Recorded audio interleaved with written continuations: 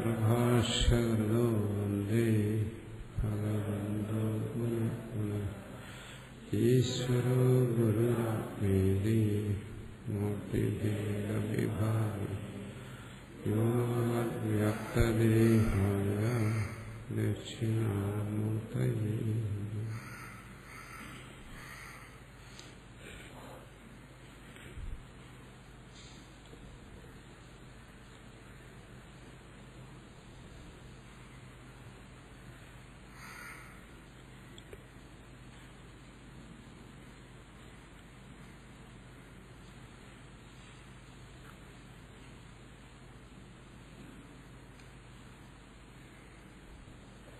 ഇത്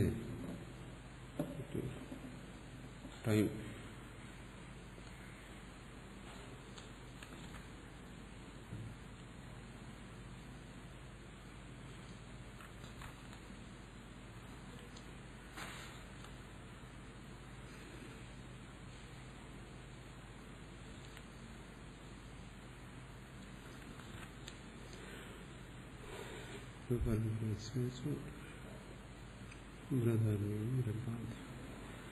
സയഥോർണനാഭിസ്തന്ധനോച്ഛരേ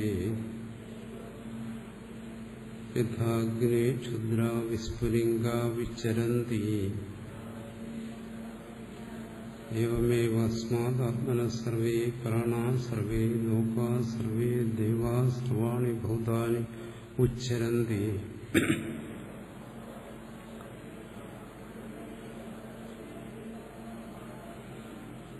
തസ്യോപനിഷത് സത്യസ്യ സത്യമിതി പ്രാണാ വൈ സത്യം തേഷാമേഷ സത്യം.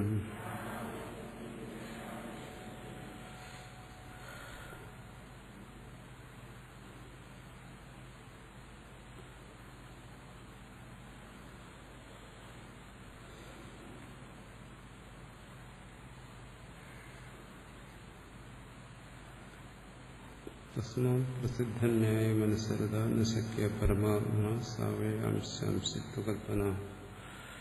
പരമാത്മാവിന് അവയവം അംശാംശിത്വകൽപ്പന അതൊന്നും സാധ്യമല്ല. ഇവിടെ ക്ഷുദ്ര വിസ്ഫുലിംഗ എന്ന് പറഞ്ഞു. അഗ്നിയിൽ നിന്ന് വിസ്ഫുലിംഗങ്ങൾ എന്ന് പറഞ്ഞു. അഗ്നിയിൽ നിന്ന് വിസ്ഫുലിംഗങ്ങൾ എന്ന് പറയുന്നത് കൊണ്ട് മമൈവാംശ എന്ന് പറയുന്നതുകൊണ്ടും പരമാത്മാവിന്റെ അംശമാണ് ജീവൻ സാധാരണ പറഞ്ഞു വരുന്നതാണ്.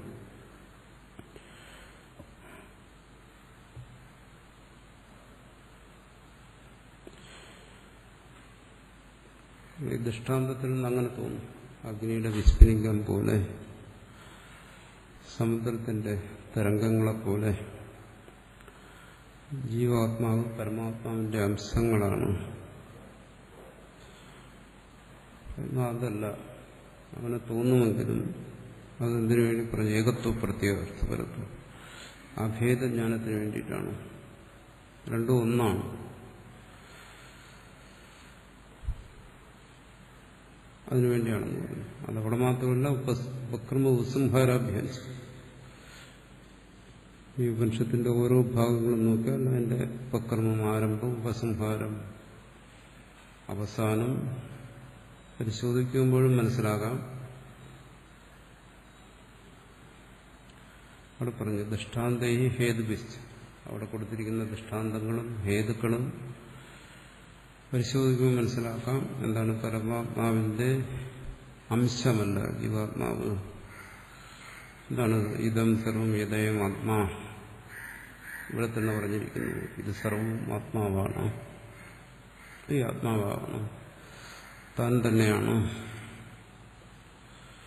അനന്തരം ബാഹ്യം മയമാത്മാ ബ്രഹ്മ പറയും. ആദ്യം ശ്രോതാവിനെ നേരിട്ട് നീ ആ തത്വമാണ് എന്ന് ബോധിപ്പിക്കുന്നു, അല്ലെങ്കിൽ നിന്റെ തത്വം എന്താണെന്ന് ബോധിപ്പിക്കുന്നു. അത് കഴിഞ്ഞിട്ട് പറയുന്നു ആ തത്വം തന്നെയാണ് സർവവുമായിരിക്കുന്നത്, അയമാത്മാ ബ്രഹ്മ അങ്ങനെ ബോധിപ്പിക്കുന്നു.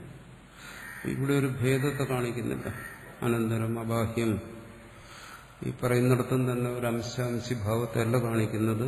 തസ്മാത് ഉപക്രമ ഉപസംഹാരാഭ്യാം അയമർത്ഥം നിശ്ചയതേ പരമാത്മേകത്വ പ്രത്യദ്രഢിമ്മിനെ ഉത്പത്തി സ്ഥിതി ലയ പ്രതിപാദകാനി വാക്യാനീതി. ശ്രുതിയിൽ സർവത്ര ഉത്പത്തി സ്ഥിതി ലയത്തെക്കുറിച്ച് പറയുന്നു. അത് പ്രപഞ്ചത്തിന്റെ ഉത്പത്തി സ്ഥിതി ലയങ്ങളാകാം, അല്ലെങ്കിൽ ജീവന്റെ ഉത്പത്തി സ്ഥിതി ലയങ്ങളാകാം, രണ്ടും പറയും. ഇതോ വാ ഇമാനി ഭൂതാനി ജായന്തേ അങ്ങനെ പറയും. ഇവിടെ വന്നപ്പോൾ എന്താണ്, ആ അഗ്നിയിൽ നിന്ന് സ്ഫുലിംഗത്തെ പോലെ ജീവൻ ഉണ്ടായി എന്നാണ്. അപ്പോൾ അത് ജീവന്റെ ഉത്പത്തി പറയുന്നു, ഉണ്ടായി, നിലനിന്നു, നശിക്കുന്നു. ഈ ഉത്പത്തിസ്ഥിതി ലയപ്രതിപാദക വാക്യങ്ങൾ ഉപനിഷത്തിൽ പല ഭാഗങ്ങളും വരുന്നുണ്ട്. അതൊന്നും പരമാത്മാവിന്റെ അംശമാണ് ജീവാത്മാവ് എന്നുള്ള അംശിഭാവത്തെ, പരമാത്മാവ് അംശി ജീവൻ അംശം ഇങ്ങനെ ഒരു ബന്ധത്തെ കാണിക്കാൻ വേണ്ടിയിട്ടല്ല. മറിച്ച് എന്താണ്, പരമാത്മേകത്വ പ്രത്യദ്രഢിമ്മിനെ, പരമാത്മേകത്വ പ്രത്യയം,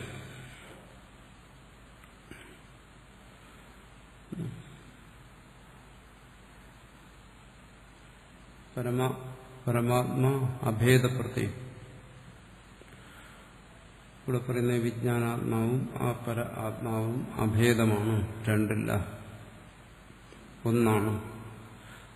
ആ ബോധത്തിന്റെ ദൃഢിമ്മിനെ വെച്ചാൽ ദൃഢതയ്ക്ക് വേണ്ടി അങ്ങനൊരു ബോധം തത്വമസി എന്ന് ഉപദേശിക്കുമ്പോൾ തന്നെ അങ്ങനെ ഒരു ശ്രോതാവിന് അങ്ങനെ ഒരു ബോധം ഉണ്ടാകുന്നു.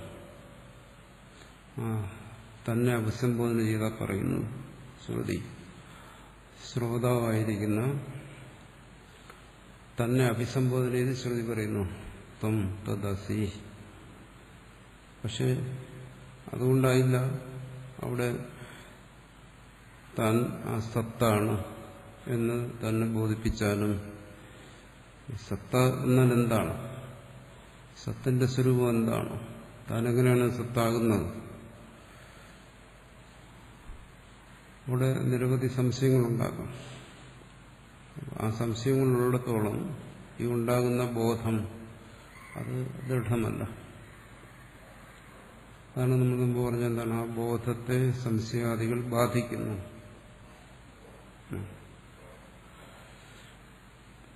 സൂര്യൻ ആകാശത്ത് പൂർണ്ണപ്രകാശത്തിൽ നിൽക്കുന്നുണ്ടെങ്കിലും മേഘങ്ങളതിനെ ബാധിക്കുന്നു എന്ന് പറയുമ്പോൾ, അപ്പോൾ സൂര്യന്റെ പ്രകാശത്തെ ഇല്ലാതാക്കാൻ അതിന് കഴിയത്തില്ല.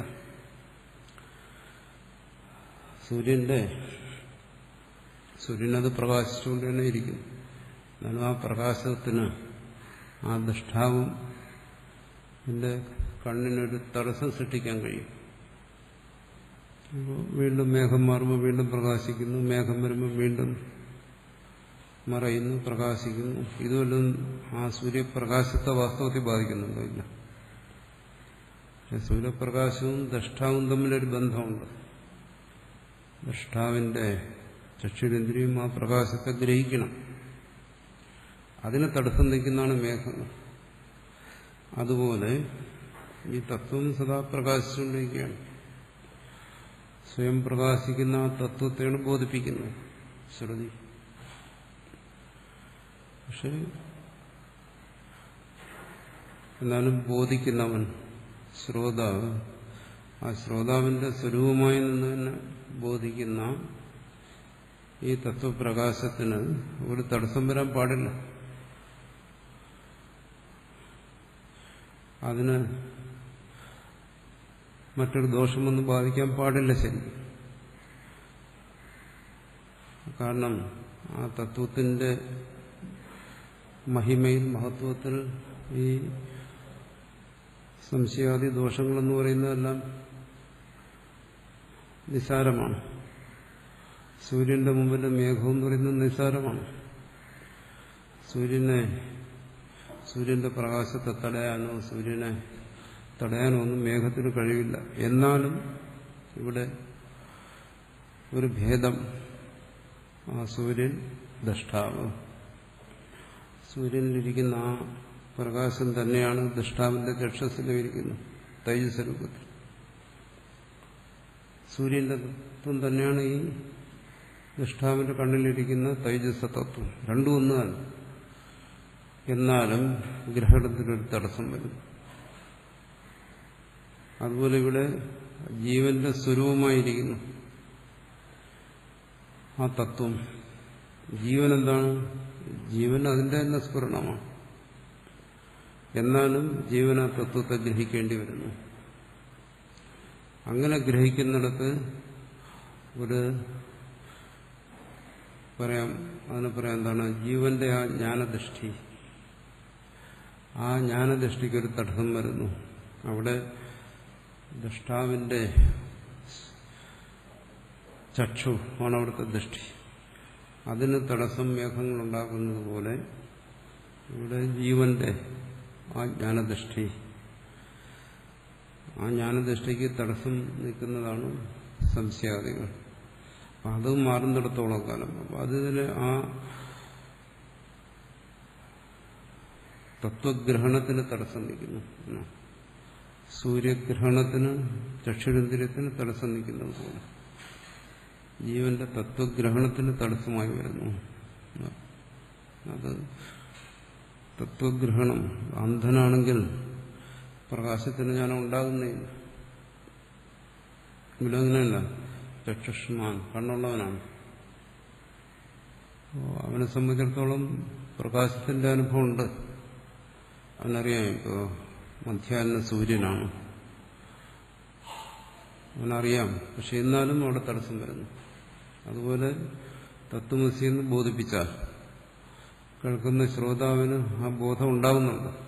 ഇത് പറയുന്നത് എന്നെക്കുറിച്ചാണ്, എന്റെ സ്വരൂപത്തെക്കുറിച്ചാണ് ശ്രുതി പറയുന്നത്. ഇത് അസത്യമല്ല, അതിനൊരു ശ്രദ്ധയുണ്ട്, അവന്റെ അനുഭവത്തെക്കുറിച്ചാണ്, അനുഭവത്തെ അടിസ്ഥാനപ്പെടുത്തിയാണ് ഈ പറയുന്നത്. അവന് സത്തിന്റെ അനുഭവമുണ്ട്, സ്വയം അറിവിന്റെ അനുഭവമുണ്ട്, എല്ലാം ഉണ്ട്. പക്ഷെ എന്നാലും ഇവിടെ സംശയമുണ്ടാകും. ഇതൊക്കെ എങ്ങനെ സംഭവിക്കും? ദ്വൈതം പ്രതീതമായിരിക്കെ എങ്ങനെ അദ്വൈതം വാസ്തവമാകും?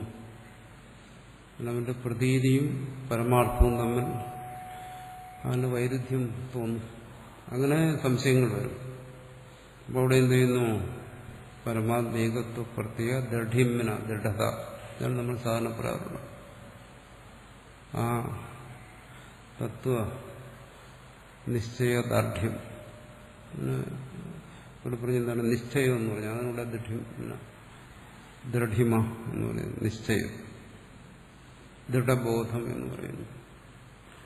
അത് ഈ സംശയാദികൾ ദൂരീകരിച്ച ശേഷിക്കുന്നു. അതെങ്ങനെ ദൂരീകരിക്കും? തത്വമസി എന്ന് കേട്ടു. പക്ഷെ ഈ വരുന്ന സംശയാദികൾ എങ്ങനെ ദൂരീകരിക്കും? കാരണം അത് ജ്ഞാനത്തോടൊപ്പം തന്നെ വരുന്നു. ആകാശത്തിൽ മേഘങ്ങൾ വന്നു കഴിഞ്ഞാൽ അതിനെങ്ങനെ ദൂരീകരിക്കും? അതിന് ദൂരീകരിക്കണമെങ്കിൽ വായു വീശും. വായു വീശിയാൽ അതിനെ ദൂരീകരിക്കുന്നു. ചക്ഷുരേന്ദ്രിയത്തിന് സൂര്യൻ പൂർണ്ണമായി വിഷയമാകുന്നു. അതുപോലെ ഇവിടെ എന്താണ്? ഉത്പത്തി സ്ഥിതി ലയ പ്രതിപാദകാരി വാക്യാനി. ഉത്പത്തി സ്ഥിതി ലയ പ്രതിപാദ വാക്യങ്ങൾ, അതാണ് നേരത്തെ പറഞ്ഞത്. ദൃഷ്ടാന്തേഹി ഹേതുവിശ്ച, ദൃഷ്ടാന്തങ്ങൾ, ഹേതുക്കൾ, ഇതെല്ലാം ഉപയോഗിച്ചിട്ട് ദൃഷ്ടാന്തം മൃത്തികേത്യവ സൃഷ്ടം സത്യം. പിന്നെ ഹേതുക്കൾ എന്താണ്? ആ അഗ്നിയിൽ നിന്ന് ഉണ്ടാകുന്ന സ്ഫുലിംഗം അഗ്നിയല്ലാതെ മറ്റൊന്നാകാൻ വഴിയില്ല. ഇത്തരത്തിലുള്ള യുക്തി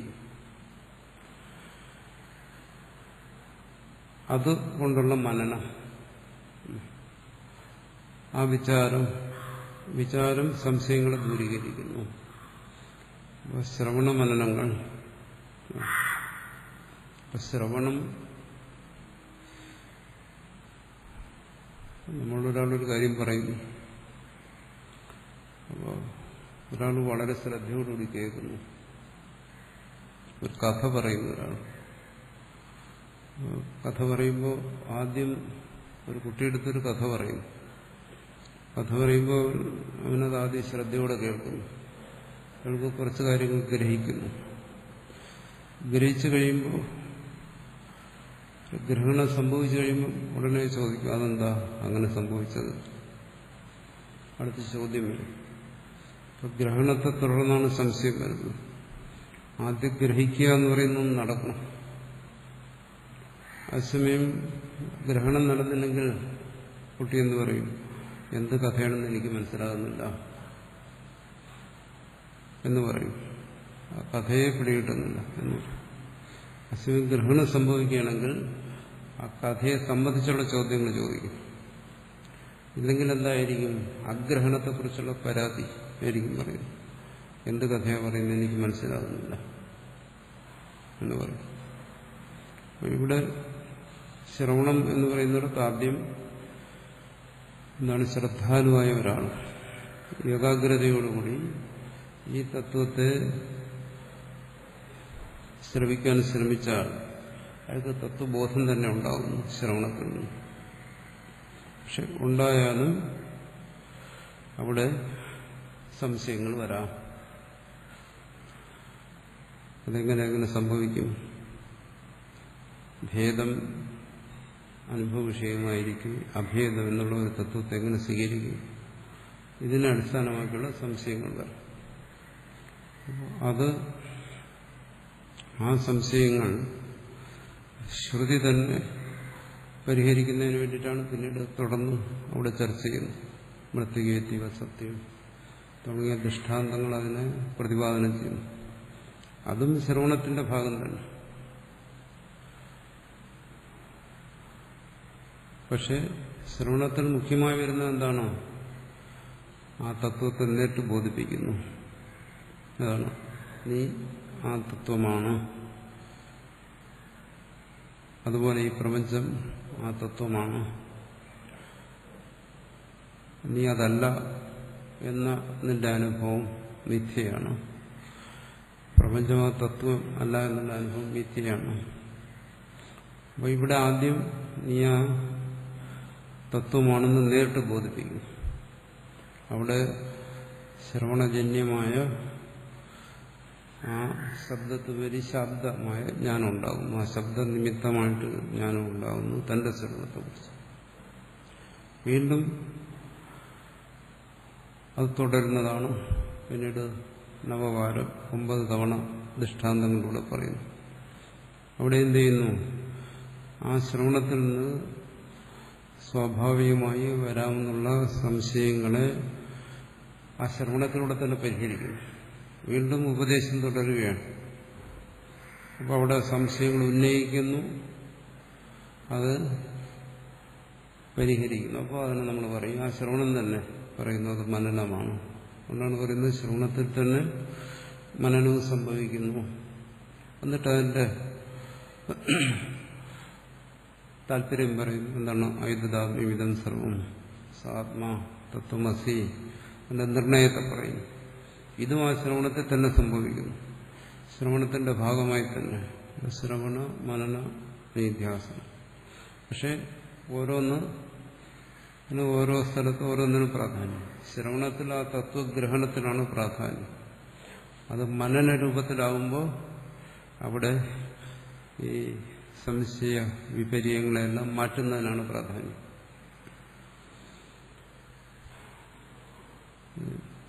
അപ്പോൾ നമ്മൾ തത്വത്തെ ശ്രവിക്കുന്നു, എന്നിട്ട് ശ്രവണം നിർത്തിവെച്ചു, പിന്നീട് ഏകാന്തമായി മനനം ചെയ്യുക, അങ്ങനെയില്ല. പിന്നീട് ഏകാന്തമായി നിശ്ചയിക്കുക, അങ്ങനെയില്ല. ഇതെല്ലാം ശ്രുതി തന്നെ ചെയ്യുന്നു.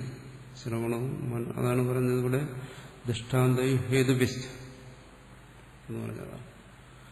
ശ്രുതിയിൽ നിന്ന് തന്നെ കേൾക്കുമ്പോൾ കേൾക്കുന്ന ശ്രവണവുമാണ് മനനവുമാണ്. അസമയം അവിടെ തന്നെ അതിന്റെ നിശ്ചയം പറയുന്നു. സാത്മാ തത്വമസി ചേതകേതോ എന്ന് പറയുമ്പോൾ അതിന്റെ നിശ്ചയം സംശയരഹിതമായി ആ തത്വത്തെ അവന് ബോധിക്കാനും പറ്റും. അതുകൊണ്ട് ശ്രവണ മനന നിധ്യാസനങ്ങൾ ഏകകാലത്തിൽ തന്നെ ശ്രുതി നിർദ്ദേശിക്കുകയാണ്. ആത്മാവാര ദൃഷ്ടവ്യ ശ്രോതവ്യ മന്ദവ്യോ നിധ്യാസിതവ്യ എന്നെല്ലാം പറയുന്നിടത്തെല്ലാം ഇത് ഈ മാർഗത്തെ ശ്രുതി തന്നെ കാണിച്ചു തരികയാണ്. അല്ലാതെ അവിടെ പറയുന്നില്ല എന്താണ് തത്വമസി എന്ന് കേൾക്കുക, ഇനി ബാക്കിയുള്ള കാര്യങ്ങൾ നീ ശ്രുതിയുടെ സഹായം കൂടാതെ സ്വതന്ത്രമായി ചെയ്യുക, അങ്ങനെ പറയുന്നത്. അതുകൊണ്ടാണ് ശ്രുതി അനുസാരിയായ തർക്കം യുക്തി എന്ന് പറയുന്നത്. അവിടെയും ശ്രുതി വേണം സഹായത്തിൽ. അല്ലെങ്കിൽ ശ്രുതി തന്നെ അവിടെയും ആ മാർഗത്തെ നിർദ്ദേശിക്കുന്നു. ഇങ്ങനെ നീ മനനം ചെയ്യുക മൃത്തികാ ദൃഷ്ടാന്തത്തിലൂടെ, അഗ്നി സ്ഫുലിംഗ ദൃഷ്ടാന്തത്തിലൂടെ എന്ന് ശ്രുതി തന്നെ ബോധിപ്പിക്കുകയാണ്. ആ രണ്ടാമത്തെ ഇതുകൊണ്ട് എന്ത് ചെയ്യുന്നു? സംശയാദികൾ ദൂരീകരിക്കുന്നു. സ്വസ്വരൂപത്തെ സംബന്ധിച്ച് ശ്രുതി എങ്ങനെയാണോ ബോധിപ്പിച്ചത് ആ ബോധത്തിൽ സംശയങ്ങൾ വരുന്നില്ല. അപ്പോൾ ആ വായുവിന്റെ സ്ഥാനത്തായി മനനം എന്ന് പറയുന്നു. അപ്പോൾ ആ വായു മേഘങ്ങൾ മാറ്റുമ്പോൾ എന്ത് ചെയ്യുന്നു? പിന്നീട് എന്താണ്? സൂര്യൻ പൂർണ്ണരൂപത്തിൽ ഇന്ദ്രിയ വിഷയമാകുന്നു. അത് അടുത്ത് പറയുന്നു ദൃഢിമ്മന, ദൃഢത, നിശ്ചയം, നിധിധ്യാസനം എന്ന് പറയും. അതിന് പൂർണ്ണമായും ആ ദോഷങ്ങൾ അതിൽ വരാമെന്നുള്ള സൂക്ഷ്മമായ വികല്പങ്ങളെപ്പോലും പരിഹരിച്ചിട്ട് സ്വസ്വരൂപത്തിൽ വരുന്ന ദൃഢത, ദൃഢമായ ബോധം തന്നെ, അതാണ് പ്രത്യയ ദൃഢിമ്മന എന്ന് പറയുന്നത്. പ്രത്യയ ബോധം, പ്രത്യയ ദൃഢത. പ്രത്യയം എന്ന് വെച്ചാൽ ബോധം, ബോധ ദൃഢത, അതാ പറയുന്നത്. പ്രത്യയ ദൃഢിമ്മിനെ അതിനു വേണ്ടിയാണ്. ബോധത്തിന്റെ ദൃഢതയാണ് പറയേണ്ടത്. അത് സംശയാദികളെ ദൂരീകരിക്കുന്നതിലൂടെ. അത് ഒരു വിഷയത്തെ സംബന്ധിച്ചുള്ള ബോധത്തിൽ നമുക്ക് വരുന്ന ദൃഢതയിൽ നിന്നും, ബോധത്തിലെ ദൃഢത ഓരോ വിഷയങ്ങളിലും നമുക്കുണ്ട്. ഇപ്പോൾ ഒരു പുരുഷന് തന്നെ സംബന്ധിച്ചാൽ പുരുഷനാണെന്നുള്ള ദൃഢബോധമുണ്ട്, സ്ത്രീക്ക് സ്ത്രീയെ സംബന്ധിച്ചാൽ സ്ത്രീയാണെന്നുള്ള ദൃഢബോധമുണ്ട്. അത് സംശയമൊന്നുമില്ല, പുരുഷനാണ് അല്ലയോ, അങ്ങനൊരു സംശയം വരുന്നില്ല.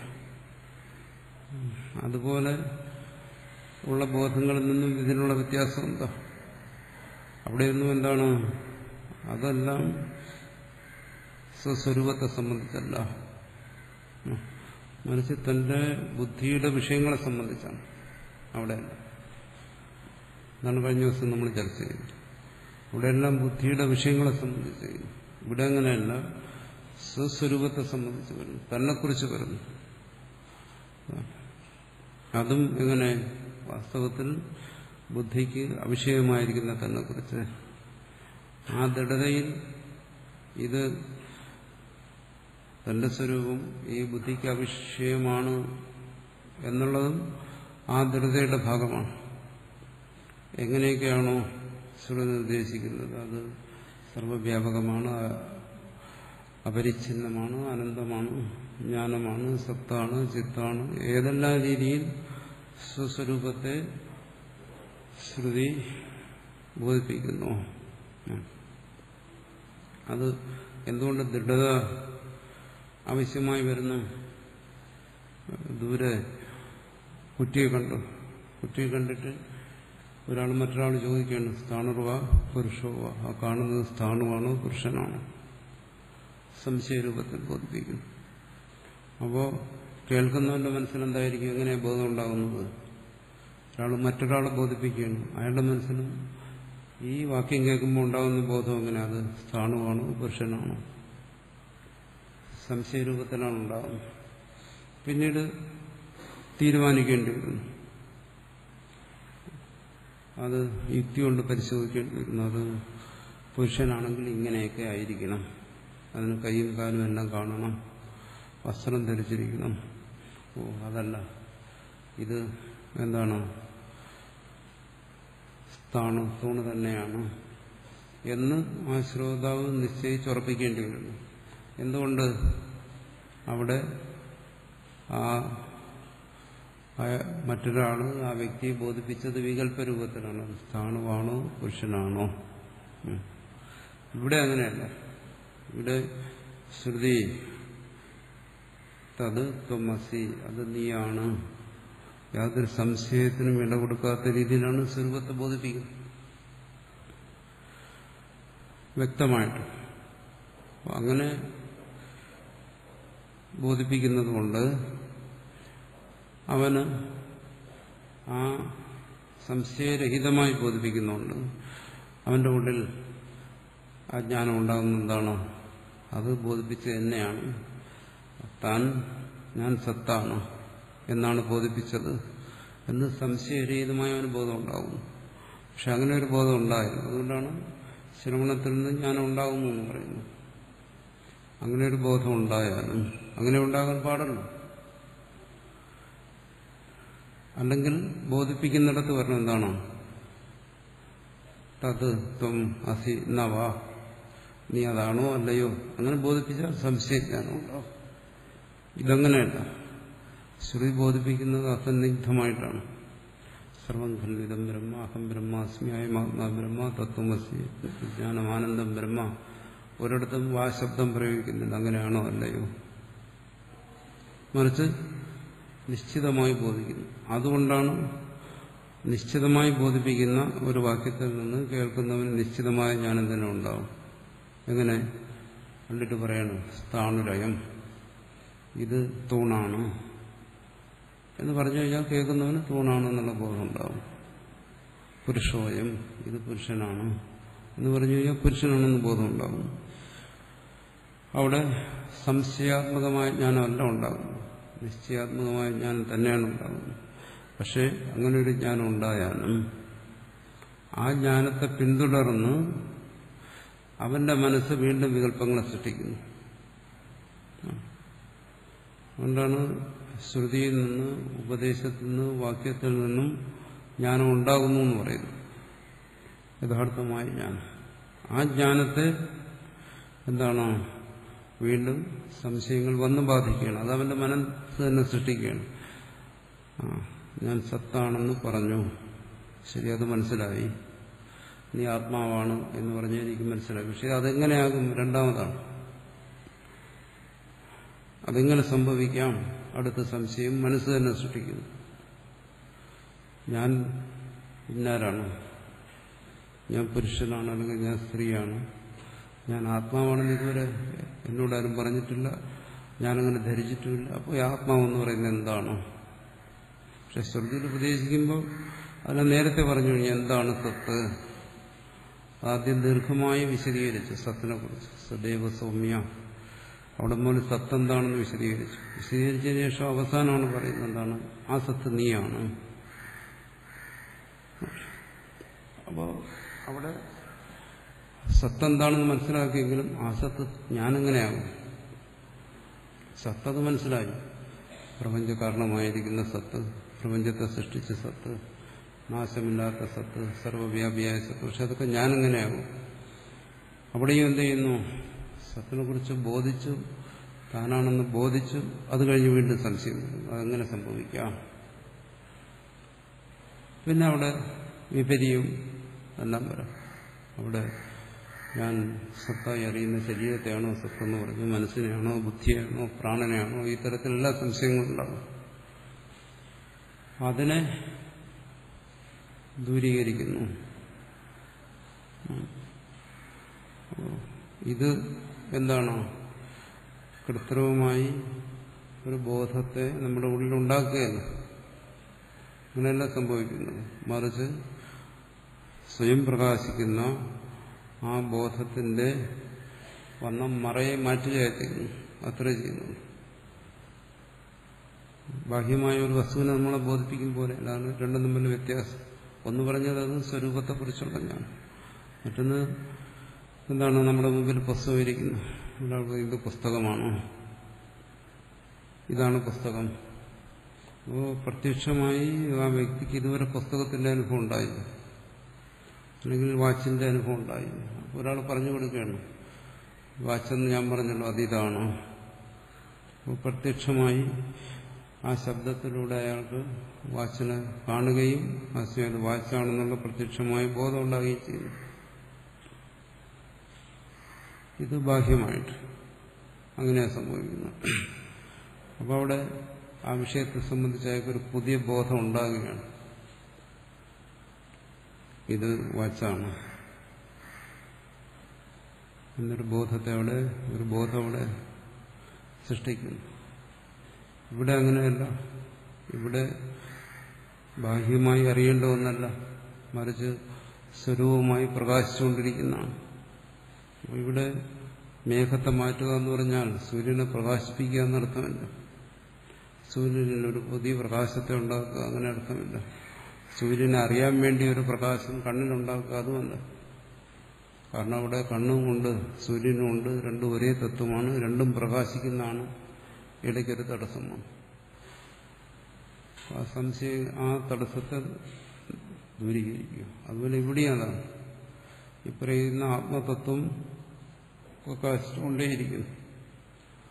ആ പ്രകാശിച്ചുകൊണ്ടിരിക്കുമ്പോൾ അവിടെ ഒരു തടസ്സം വന്നു. അജ്ഞാനത്തിൽ തുടർന്നു വരുന്ന തടസ്സം, അതിന് അജ്ഞാനം എന്ന് പറയാം, അതിൽ തുടർന്നു വരുന്ന അഹന്ത എന്ന് പറയാം, ദേഹാത്മബുദ്ധി എന്ന് പറയാം, പലതരത്തിലും പറയാം. അപ്പോൾ ഇതിനെ ഭ്രാന്തി എന്ന് പറയുന്നു. അപ്പോൾ ഈ തടസ്സത്തെ മാറ്റുക, ആ തടസ്സത്തെ മാറ്റുന്നതാണ്. അപ്പോൾ അവിടെ എന്താണ്? സൂര്യനുണ്ട്, കാണുന്നവനുണ്ട്, മേഘമുണ്ട്. അവിടെ മാറ്റാൻ വേണ്ടി ഒരു വായുവുണ്ട്. അതുപോലെ ഇവിടെ വരുന്നതാണെന്ത്? ശ്രുതിവാക്യം എന്ന് പറയുന്നത്. ശ്രുതിവാക്യം, അതിന്റെ ഉപയോഗം എന്താണ്? ആ ശ്രുതിവാക്യത്തിൽ നിന്നും ഉണ്ടാകുന്ന ബോധം, ആ ബോധം അജ്ഞാനാദികളെ മാറ്റുന്നു. ആണ് രണ്ടും തമ്മിലുള്ള വ്യത്യാസം. ബാഹ്യമായ വിഷയങ്ങളെക്കുറിച്ചുള്ള നിശ്ചയവും സ്വസ്വരൂപത്തെക്കുറിച്ചുള്ള നിശ്ചയവും തമ്മിലുള്ള വ്യത്യാസം. ഒന്ന് ആ സ്വസ്വരൂപമായിരിക്കുന്നു, അതിൽ വന്ന ആ മറയെ മാറ്റുന്നു. ബാഹ്യമായി എങ്ങനെയല്ല, അവിടെ ഒരു പുതിയ ബോധത്തെ സൃഷ്ടിക്കുന്നു. അങ്ങനെ നമുക്ക് തോന്നുന്നു, ഇവിടെ ഒരു പുതിയ ഒരു ബോധത്തെ സൃഷ്ടിച്ചു, പുസ്തകത്തെക്കുറിച്ചുള്ള ഒരു ജ്ഞാനത്തെ സൃഷ്ടിച്ചു. ആന്തരികമായി ശ്രുതിവാക്യം ഒരു ബോധത്തെ, ആന്തരികമായി ഒരു ബോധത്തെ ഉണ്ടാക്കുന്നുണ്ട്. എന്നാലും അത് ബാഹ്യമായ വിഷയത്തെക്കുറിച്ചുള്ള ബോധം പോലെയല്ല, ബാഹ്യമായ സ്ഥൂലമായ വിഷയത്തെക്കുറിച്ചുള്ള ബോധം പോലെ അല്ല. കാരണം എന്തുകൊണ്ട്? ഇവിടെ ശ്രുതി ആ ബോധത്തെ തന്നെ സ്വരൂപമായി നിർദ്ദേശിക്കുകയാണ്. അതുകൊണ്ടാണ് അതിന് അദ്വൈതം എന്ന് പറയുന്നത്. അവിടെ തന്റെ സ്വരൂപം, സ്വരൂപത്തിന്റെ പ്രകാശം, ആ സ്വരൂപത്തെ ബോധിപ്പിക്കുന്ന ബോധം എന്നുള്ള മൂന്നും നിലനിൽക്കുന്നില്ല. ഇവിടെ അങ്ങനെയല്ല. പുസ്തകം, ഞാൻ, അറിയുന്ന ഞാൻ, എന്റെ പുസ്തകത്തെക്കുറിച്ചുള്ള അറിവ് എന്നുള്ള ത്രിപുടി രൂപത്തിൽ ഇവിടെ നിൽക്കുമ്പോൾ ഇത് താൻ തന്നെ ആയതുകൊണ്ട്, ബോധം എന്ന് പറയുന്നത് തന്റെ തന്നെ പ്രകാശമായതുകൊണ്ടും ഇവിടെ അങ്ങനെ ത്രിപുടിയില്ല. ശ്രുതി അങ്ങനെ ഒരു ബോധത്തെ സൃഷ്ടിക്കുന്നുണ്ട്. പക്ഷെ ആ ബോധത്തിന് സ്വസ്വരൂപ ബോധത്തിൽ നിന്ന് വേറിട്ട് നിൽക്കാൻ കഴിയത്തില്ല. അവർ സ്വതന്ത്ര ബോധമായി നിൽക്കത്തില്ല. എന്തുകൊണ്ടത്? സ്വരൂപമായതുകൊണ്ട് തന്നെ. ആ ബോധം തന്റെ സ്വരൂപത്തിന്റെ തന്നെ പ്രകാശമായതുകൊണ്ടാണ്. അതുകൊണ്ടാണ് അദ്വൈത ബോധം എന്ന് പറയുന്നിടത്തും ദ്വൈതമില്ല എന്ന് പറയുന്നു. സാറിന് ചോദിക്കും, അദ്വൈത ബോധം, അവിടെ ദ്വൈതം വരത്തില്ല, കാരണം അതൊരു ബോധമല്ലേ. എന്ന് ചോദിക്കും. അവിടെ ദ്വൈതം വരുന്നില്ല. എന്തുകൊണ്ട്? അത് ഈ സ്വരൂപത്തിന്റെ തന്നെ പ്രകാശമാണ്. സ്വരൂപത്തെ പ്രകാശിപ്പിക്കുന്ന പ്രകാശം അത് സ്വരൂപപ്രകാശത്തിൽ നിന്ന് അന്യമാകാൻ പറ്റത്തില്ല. അത് ഒന്നായിട്ടേ ഇരിക്കാൻ കഴിയും. ഇപ്പോൾ നല്ല പ്രകാശിക്കുന്നു, സൂര്യന്റെ പ്രകാശമുണ്ട്. ആ പ്രകാശത്തിന്റെ മുമ്പിൽ നമ്മളൊരു മെഴുകുതിരി കൊളുത്തി വെച്ചു. അവിടെ മെഴുകുതിരിയുടെ പ്രകാശത്തിന് ഒരു ഉപാധിയുണ്ട്, മെഴുകെന്ന് പറയുന്ന ഒരു ഉപാധിയുണ്ട്. അതുകൊണ്ടാണ് അത് പ്രകാശിക്കുന്നത്. പക്ഷെ പ്രകാശം എന്നുള്ള നിലയ്ക്ക് എന്ത് വരുന്നു? അവിടെ ഏകീഭവിക്കുന്നു. പ്രകാശത്തെ നമുക്ക് രണ്ടാക്കാൻ പറ്റത്തില്ല. ആ സൂര്യന്റെ പ്രകാശവും ഒരു ചെറിയ പ്രകാശവും തമ്മിൽ ഒന്നായി പോകുന്നു. അതുപോലെ ഇവിടെ എന്ത് ചെയ്യുന്നു? ഈ പ്രകാശം, ശ്രുതി ബോധിപ്പിക്കുന്ന പ്രകാശം, അത് ആത്മപ്രകാശവുമായിട്ടുള്ള ഭേദമില്ല, ഏകമാകുന്നു. അതിന്റെ ആവശ്യം പിന്നെ എന്തുകൊണ്ട് വന്നു? കാരണം ഈ പ്രകാശത്തിൽ തന്നെ അജ്ഞാനാദികൾ തനിക്ക് അനുഭവപ്പെടുന്നു, അജ്ഞാന സംശയ വിപര്യങ്ങൾ അനുഭവപ്പെടുന്നു. അതിനെ മാറ്റുന്നതിന് ഇതിന്റെ ആവശ്യം വന്നു. ശ്രോതാവിനുള്ള അജ്ഞാനാദികളെ മാറ്റുന്നതിന് വേണ്ടി വന്നു. വീണ്ടും പഴയ ചോദ്യം വരും. ഇത്രയും പറഞ്ഞു വരുമ്പോൾ ചോദ്യം, അങ്ങനെയാണെങ്കിൽ സ്വസ്വരൂപം അത് പ്രകാശമാണ്, ആ പ്രകാശം പ്രകാശിച്ചുകൊണ്ടിരിക്കുന്നു. അങ്ങനെ പ്രകാശിച്ചുകൊണ്ടിരിക്കുന്നിടത്ത് പറയുന്നു ശ്രുതി ബോധിപ്പിക്കേണ്ടി വന്നു. എന്തിന് ശ്രുതി ബോധിപ്പിച്ചു? അജ്ഞാനാദികളെ മാറ്റാൻ. അങ്ങനെ മാറി. അപ്പോൾ സ്വയം പ്രകാശിച്ചുകൊണ്ടിരിക്കുന്ന ബോധത്തിൽ പിന്നെ എങ്ങനെ അജ്ഞാനാദികൾക്ക് എന്താ സ്ഥാനം? അതെങ്ങനെ കടന്നു വന്നു? എവിടുന്ന് വന്നു? പ്രകാശത്തിൽ എങ്ങനെ ഇരുള് വരും? പ്രകാശത്തിന് വിരുദ്ധമായതല്ലേ ഇരുള്. അപ്പോൾ പ്രകാശത്തിൽ ഇരുള് വരാൻ ചാൻസ് ഇല്ലല്ലോ. പ്രകാശം ഉള്ളിടത്ത് ഇരുള് കടന്നു വരുന്നു എന്ന് പറയുന്നത് എങ്ങനെ സംഭവിക്കും? അത് ഏത് വഴി കടന്നു വരും? പ്രകാശത്തിലേക്ക് വരാൻ ഇരുളിന് വഴി കാണിച്ച ആരാണ്? ഇരുള് വന്ന വഴി ഏതാണ്? എങ്ങനെ സംഭവിക്കുമെന്ന് ചുരുക്കം. അതെങ്ങനെ സംഭവിക്കും എന്നാണ്. അവിടെയാണ് അദ്വൈത ബോധം എന്ന് പറയുന്നത്. അതായത് അങ്ങനെ ഒരാൾ അതുവരെ എത്തിക്കഴിഞ്ഞാൽ സ്വരൂപം പ്രകാശമാണ്. ആ പ്രകാശത്തിൽ ഇരുള് അനുഭവപ്പെടുന്നു, അജ്ഞാന സംശയങ്ങൾ. അതിനെ ശ്രുതി ബോധിപ്പിക്കുന്നു.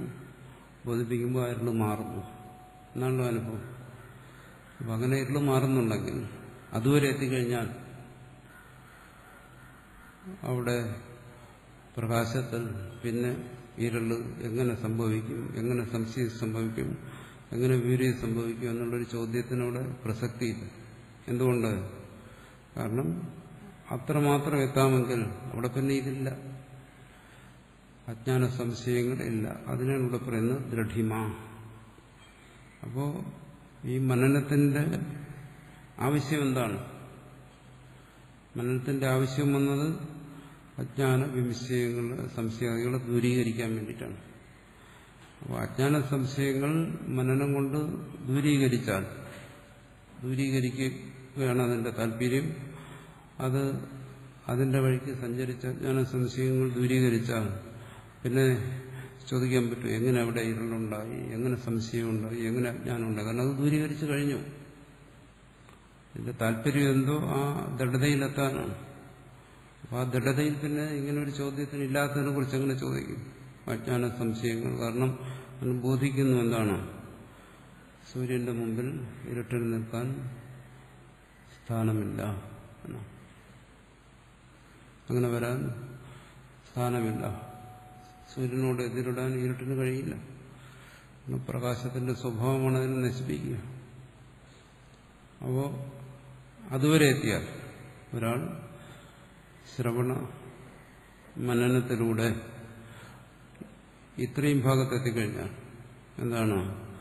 ആ സ്വസ്വരൂപത്തിൽ അജ്ഞാന സംശയവിപര്യങ്ങളെ ദൂരീകരിക്കുന്നതാണ് ഈ ആത്മബോധം എന്നെത്തിക്കഴിഞ്ഞാൽ അവിടെ എന്ത് ചെയ്യുന്നു? അയാൾക്ക് പിന്നീട് എങ്ങനെ അജ്ഞാന സംശയവിപര്യങ്ങളിവിടെ നിൽക്കുന്നു എന്ന് ചോദിക്കാൻ കഴിയില്ല. എന്തുകൊണ്ട്? ആത്മബോധം അജ്ഞാന സംശയങ്ങളെ ദൂരീകരിച്ചു. അപ്പോൾ നമ്മൾ കൃത്രിമമായിട്ടൊരു സംശയം ഉണ്ടാക്കുകയാണ് അവിടെ. എന്താണ്? അതുവരെ ഇല്ലാതിരുന്നു, ആത്മബോധത്തിന്റെ സഹായം വന്നു, ആത്മബോധം വന്ന് ആണല്ലോ അജ്ഞാനാദികളെ ദൂരീകരിച്ചത്. ആത്മബോധത്തിന്റെ സഹായത്തെ അപേക്ഷിച്ചില്ലേ? ആത്മബോധം എങ്ങനെയാണ് ഈ സ്വരൂപത്തെ പ്രകാശിക്കുന്നത്? അവിടെ മുൻകാലത്തും അജ്ഞാനാദി ദോഷങ്ങൾ ഉണ്ടായിരുന്നില്ല എന്നാണ്. അപ്പോൾ മുമ്പുണ്ടായിരുന്ന ഒരു അജ്ഞാനത്തെ ഇല്ലാതാക്കുകയല്ല. മുമ്പ് അജ്ഞാനാദി ദോഷങ്ങൾ ഉണ്ടായിരുന്നെങ്കിൽ ഒരിക്കലും അതിനെ ഇല്ലാതാക്കാൻ പറ്റത്തില്ല. നാസതോ വിദ്യതേ ഭാവോ നാ ഭാവോ വിദ്യതേ സദഹ. ഓർമ്മയുണ്ട? സദഹ ഗീതാഭാഷ്യം. ഇന്ദ്രിയാദി സത്തെന്ന് പറയുന്ന എന്താ? ഇന്ദ്രിയാദികളൊക്കെ സത്താണ്. ഇത് ഉള്ളതിനെ ഇല്ലാതാക്കാൻ പറ്റത്തില്ല ഒരിക്കലും. അപ്പോൾ എന്താണ് ആ ബോധം എന്ന് പറയുന്നത്? ഇവിടെ മൂന്ന് കാലത്തിലും ആ സ്വരൂപത്തിൽ അജ്ഞാന സംശയാദികൾ ഇല്ലേയില്ല എന്നുള്ളതാണ് ബോധം. അപ്പോൾ ദൂരീകരിക്കുക എന്ന് പറയുന്നത് ഇതിന്റെ താല്പര്യം അതാണ്. ഉണ്ടായി നിലനിന്ന് നശിച്ചു എന്നല്ല, അവിടെ ഉണ്ടായിട്ടേ ഇല്ല. ആ ബോധമാണ്. അങ്ങനെ ഒരു ബോധമാണ് ഇതിന്റെ ദൃഢത എന്ന് പറയുന്നത്. അങ്ങനെ ഒരു ബോധത്തിന്റെ ദൃഢതയിൽ പിന്നെ ആര് എങ്ങനെ ചോദ്യം ചോദിക്കും? എങ്ങനെ അവിടെ അജ്ഞാനം വന്നു? എങ്ങനെ നിലനിന്നു? ഇല്ലാതായി? അതെല്ലാം എന്താണ്? അതിന് മുമ്പാണ്. ആ ശ്രവണത്തിന്റെ സമയത്ത് വാസ്തവത്തിൽ ശ്രുതി നേരിട്ട് ബോധിപ്പിച്ചു. അവൻ നേരിട്ട് ബോധിച്ചിട്ട് വീണ്ടും അവന്റെ മനസ്സ് തന്നെ ഇങ്ങനെ ഇല്ലാത്ത സംശയങ്ങളെ സൃഷ്ടിച്ചു. ഇല്ലാത്ത അത് ഇതുപോലെയാണ്. ഇന്ദ്രജാലക്കാരൻ കാണിച്ചു കഴിഞ്ഞ ആന എങ്ങോട്ട് പോയി എന്ന് ചോദിച്ചാൽ ആന എവിടെ കൊണ്ടുപോയി? ആണ് ബന്ധിച്ചിരിക്കുന്നതെന്ന് ചോദിക്കുമ്പോഴാണ്.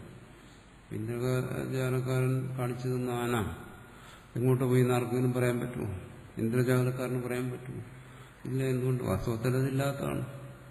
അതുപോലെ ശ്രവണ മനനങ്ങളിലൂടെ അയാൾ ശ്രമിക്കുന്ന എന്താണ്? വാസ്തവത്തിലുള്ള ഒരു അജ്ഞാനത്തെ, സംശയത്തെ ഇല്ലാതാക്കാനല്ല, മറിച്ച് അജ്ഞാന സംശയങ്ങളെന്ന് ഏതിനാണോ താൻ കരുതിയിരുന്നത് അത് വാസ്തവത്തിൽ നിലനിൽക്കുന്നതല്ല. അതാണ് അതിന്റെ ദൂരീകരണം. വാസ്തവത്തിൽ നിലനിൽക്കാത്ത ഒന്നിനെ കുറിച്ച് അതെങ്ങനെ ഉണ്ടായി, എപ്പോ ഉണ്ടായി, എന്തുകൊണ്ട് ഇത്രയും കാലം നിന്നു? അതുകൊണ്ട് പറയും എന്താണ്? ഇത് എന്താണോ ആത്മഭിന്നമായി അനുഭവപ്പെടുന്നത് അതെല്ലാം പരമാർത്ഥത്തിൽ മൂന്ന് കാലത്തിലും ഇല്ലെന്നാണ് ബോധിക്കുന്നത്. ഇന്നുവരെ നിന്നു, ആത്മജ്ഞാനം ഉണ്ടാകുന്നതുവരെ ഇതൊക്കെ നിന്നു, തന്നെ ബാധിച്ചുകൊണ്ടിരുന്നു. ആത്മജ്ഞാനത്തിന് ശേഷം ഇതൊക്കെ ഇല്ലാതായി എന്നുള്ളതല്ല, മറിച്ച് നമ്മുടെ കാലസങ്കല്പത്തിൽ ഭൂതം, വർത്തമാനം, ഭാവി എന്ന് ചിന്തിച്ചാൽ അങ്ങനെയാണ് ചിന്തിക്കുന്നത്. ആ മൂന്ന് കാലത്തിലും നിലനിൽപ്പില്ലാത്ത ഒന്നാണ്. അപ്പോൾ ഇവിടെ എങ്ങനെ ഉണ്ടായി? പ്രപഞ്ചം എങ്ങനെ ഉണ്ടായി? ആത്മാവ് ഏകവും സത്വമാണെങ്കിൽ അങ്ങനെ ഒരു ചോദ്യം ചോദിക്കുന്നേ തെറ്റില്ല. ആ ചോദ്യം എന്ന് പറയുന്നത് എന്താണ്? ഇതിന്റെ തുടക്കത്തിൽ വരുന്ന ഒരു ചോദ്യമാണ്. എങ്ങനെ അജ്ഞാനം ഉണ്ടായി? എങ്ങനെ പ്രപഞ്ചം ഉണ്ടായി? ആത്മാവ് നിർഗുണമാണെങ്കിൽ ചോദ്യം ചോദിക്കുന്നേ തെറ്റില്ല. പക്ഷെ ആ ചോദ്യം ഇതിന്റെ ആരംഭമാണ്. മുമ്പോട്ട് ചെല്ലുമ്പോൾ എന്താണ് ആ ചോദ്യത്തിന് പരിഹാരം എന്ന് പറയുന്നത്? മറ്റൊരാളുടെ സമാധാനമല്ല, സ്വന്തം ബോധമാണ്, സ്വന്തം അനുഭവമാണ്. വേറൊരാളുടെ സമാധാനം കൊണ്ട് ആ ചോദ്യത്തിന് പരിഹാരം കിട്ടത്തില്ല. ഒരാളുടെ ചോദ്യവും വേറൊരാളുടെ സമാധാനമായി നിൽക്കുമ്പോൾ പരിഹാരമില്ല. എന്തുകൊണ്ടത് രണ്ട് സ്ഥലത്താണ്. മുമ്പ് പറഞ്ഞതുപോലെ ഇപ്പോൾ ഈ മുറിയിൽ ഇരുള്, അടുത്ത മുറിയിൽ വെളിച്ചം. എന്താ പ്രയോജനം? ഒരു ചോദ്യം ചോദ്യകർത്താവ്, സമാധാനം ഉത്തരം പറയുന്നതാണ്. ഈ രണ്ടും തമ്മിൽ എന്താ ബന്ധം? അപ്പോൾ സമാധാനം ഒരു വഴിക്ക് പോവും, ചോദ്യം വേറെ വഴിക്ക് പോവും. അപ്പോൾ ഇവിടെ ചോദ്യത്തിന്റെ സമാധാനം ആ ചോദ്യകർത്താവിൽ തന്നെ വരണം. അത് വരാത്തിടത്തോളം കാലം ചോദ്യങ്ങൾ തുറന്നുകൊണ്ടേയിരിക്കും. അതിന് സമാധാനം വാസ്തവത്തിൽ ഇല്ല. അന്യന്റെ സമാധാനം തനിക്ക് സമാധാനമാകത്തില്ല. അപ്പോൾ മനനം എന്ന് പറയുന്നത് എന്താണോ, അത് അവിടെ ചോദ്യകർത്താവിൽ തന്നെയാണ് മനനം, ചോദ്യകർത്താവിൽ തന്നെയാണ് സമാധാനം പറയേണ്ടത്. അപ്പോൾ നമ്മളൊരാളോട് ചോദിക്കുമ്പോൾ ആത്യന്തികമായി മനസ്സിലാക്കേണ്ട കാര്യം ഇതാണ്, ഇതിന്റെ സമാധാനം തന്നിലാണ് വരേണ്ടത്. അല്ല, ചോദ്യത്തിന് സമാധാനം പറയേണ്ട ഒരു വ്യക്തി, ആ വ്യക്തിയുടെ സമാധാനം എന്റെ ചോദ്യത്തിന് പരിഹാരമല്ല. എന്ന് വെച്ചാൽ വേറെ രീതിയിൽ പറഞ്ഞു കഴിഞ്ഞാൽ, ശിഷ്യന്റെ ചോദ്യത്തിന് ഗുരുവിന്റെ സമാധാനം പരിഹാരമല്ല. ഇനി ഒരു സമാധാനം പറഞ്ഞാൽ അത് മറ്റൊരു ചോദ്യത്തിന് വഴിതെളിക്കും, അത്രയേ ഉള്ളൂ. വീണ്ടും അതിനൊരു സമാധാനം പറഞ്ഞാൽ വേറൊരു ചോദ്യത്തിന് വഴിതെളിക്കും. അപ്പോൾ ഒരു ഭാഗത്ത് ശിഷ്യന്റെ ഭാഗത്ത് ചോദ്യം, ഗുരുവിന്റെ ഭാഗത്ത് സമാധാനം, ഇതിങ്ങനെ പോയിക്കൊണ്ടേയിരിക്കും. അതുകൊണ്ട് അവിടെ ഗുരു എന്താണ് ആഗ്രഹിക്കുന്നത്, ആ ശിഷ്യനിൽ സമാധാനത്തെ ഉണ്ടാക്കാനാണ്. അതാണ് ഉപദേശത്തിന്റെ ശ്രുതിയുടെ താല്പര്യം. അതാണ് ശ്രോതാവിൽ സമാധാനത്തെ ഉണ്ടാകും. ശ്രോതാവിൽ സമാധാനത്തെ ഉണ്ടാകുമ്പോൾ ചോദ്യം നിന്നവിടെ, തന്റെ ചോദ്യം അവിടെ അവസാനിക്കുന്നു. എങ്ങനെ പ്രപഞ്ചം ഉണ്ടായി, അഭേദത്തിൽ എങ്ങനെ ഭേദമുണ്ടായി, തത്വത്തിൽ എങ്ങനെ മിഥ്യയുണ്ടായി, നിർഗുണത്തിൽ എങ്ങനെ സഗുണമുണ്ടായി, ഇത്തരം ചോദ്യങ്ങൾക്കെല്ലാം സ്വയം തന്നെ തന്നെ സമാധാനം വരും. അത് വരുന്നതിനാണ് ഇവിടെ പറയുന്നത് പ്രത്യയ ദൃഢിമ എന്ന് പറയുന്നത്. ആ ശ്രോതാവിനെ സംബന്ധിച്ച് അല്ലെങ്കിൽ ശിഷ്യനെ സംബന്ധിച്ച് അത്തരം ചോദ്യങ്ങൾ ഉദിക്കുന്നതിനുള്ള അവകാശമേ ഇല്ല. കാരണം എന്തുകൊണ്ട് ശിഷ്യനെ സംബന്ധിച്ച് സംഭവിക്കുന്നത് തത്വഗ്രഹണമാണ്. ഈ പുസ്തകത്തെക്കുറിച്ച് ഒരാളെ പഠിപ്പിക്കുന്നു എന്ന് വിചാരിക്കുക, അപ്പോൾ ഇതിന്റെ പഠനം ഒരിക്കലും അവസാനിക്കത്തില്ല. പഠനം, കാരണം ഇതിനെക്കുറിച്ച് അറിയാൻ ഒരുപാടുണ്ട്, അറിഞ്ഞാലും തീരാത്ത കാര്യങ്ങളുണ്ട്. ഇതെങ്ങനെ ഉണ്ടായി, ഇതുണ്ടാക്കുന്നതിന് എന്തെല്ലാം സംഭവിച്ചു, എന്തെല്ലാം ഇതിനെക്കുറിച്ച് നമുക്കറിയാം, നമുക്കിനി അറിയാൻ എന്തെല്ലാം ഇതിലുണ്ട്, ഇതിന്റെ വിഷയങ്ങളെക്കുറിച്ച്, ഈ വസ്തുവിനെക്കുറിച്ച്, അതിന്റെ പരമാണുക്കളെക്കുറിച്ച് അറിവ് അനന്തമായി പോവുകയാണ്. ഒരിക്കലും നമുക്ക് ഈ പുസ്തകത്തെ ഒരു തരത്തിലും ഒരു പരമാണുവിനെ പോലും പഠിച്ചു തീർക്കാൻ ഒക്കത്തില്ല. അറിവ് അനന്തമായി പോകും. പക്ഷെ സുസ്വരൂപത്തെ സംബന്ധിച്ചുള്ള ജ്ഞാനം അങ്ങനെയല്ല. എന്തുകൊണ്ടത് അതിനെക്കുറിച്ച് നമുക്ക് പറയാം, അത് ഏകമാണ്, അഭേദമാണ്, അതിന്റെ സ്വരൂപം തന്നെ അനന്തമാണ്. അതുകൊണ്ട് അവിടെ എന്താണ് അതിന് പറയുന്നത്, വേദാന്തം എന്ന് പറയുന്നത്. അത് അറിവിനെ അവസാനിപ്പിക്കുന്ന ഒന്നാണ്. അതിനെക്കുറിച്ചുള്ള അറിവ് അത് വന്നല്ലോ, ഏതിനറിഞ്ഞാലാണോ അറിവ് അവസാനിക്കുന്നത്, അതാണ് സ്വരൂപത്തെക്കുറിച്ചുള്ള ജ്ഞാനം. അവിടെ ഈ ബോധ ദൃഢതയിൽ ഇത്തരം സംശയം വിപരിയും സംശയത്തെക്കുറിച്ചുള്ള സംശയങ്ങളും മാറും. അതാണ് നമ്മൾ ചോദിക്കുന്നത്. സംശയം എങ്ങനെ ഉണ്ടാകാം, സംശയത്തെക്കുറിച്ചുള്ള സംശയങ്ങൾ. അജ്ഞാനം എങ്ങനെ ഉണ്ടാകാം, അജ്ഞാനത്തെക്കുറിച്ചുള്ള അജ്ഞാനം. വിപര്യം എങ്ങനെ സംഭവിക്കുന്നു, വിപരീയത്തെക്കുറിച്ചുള്ള വിപര്യങ്ങൾ. ഇത് എന്താണ്, ആ ശ്രോതാവിൽ മനനത്തിലൂടെ സംഭവിക്കുന്ന ദൃഢത കൊണ്ട് അതില്ലാതാകുന്നു. അത് ആത്മമനനം കൊണ്ടേ സാധ്യമാവും. അന്തർമുഖമായ ആത്മമനനം. അതിനുവേണ്ടി ഉത്പത്തി സ്ഥിതി ലയ പ്രതിപാദക വാക്യങ്ങൾ ശ്രുതി പറഞ്ഞിരിക്കുന്നു എന്നാണ് പറയുന്നത്. അപ്പം അതിന്റെ താല്പര്യം ഒന്ന് തന്നെ. ഇവിടെ പറയുന്നു അന്യഥ വാക്യഭേദ പ്രസംഗ, വാക്യഭേദം വരും. ഇവിടെ വാക്യഭേദം എന്ന് പറഞ്ഞാൽ വേറെ തരത്തിൽ പറഞ്ഞ ആശയക്കുഴപ്പം എന്ന് പറയും.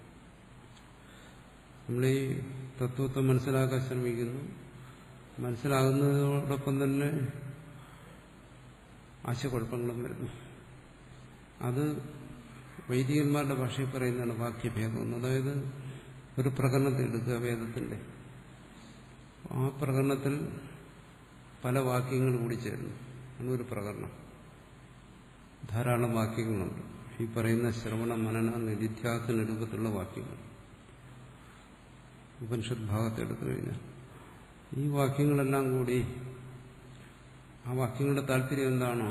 ശ്രോതാവൻ ഇവിടെ പറയുന്ന പ്രത്യേക ദൃഢിമ, ദൃഢബോധം. എന്താണ് വാക്യത്തിന്റെ താല്പര്യം? അങ്ങനെ ദൃഢബോധം ഉണ്ടാക്കണമെങ്കിൽ വാക്യങ്ങളുടെ അർത്ഥത്തിന് പരസ്പര വൈരുദ്ധ്യം വരാൻ പാടില്ല. ഒരു വാക്യം ഒന്ന് പറയുക, വേറൊരു വാക്യം അതിന് വിപരീതമായ വേറൊരു കാര്യം പറയുക, അങ്ങനെ വരാൻ പാടില്ല. മറിച്ച് അത് ഏകമായ തത്വത്തെ പ്രകാശിപ്പിക്കുന്നതായിരിക്കും.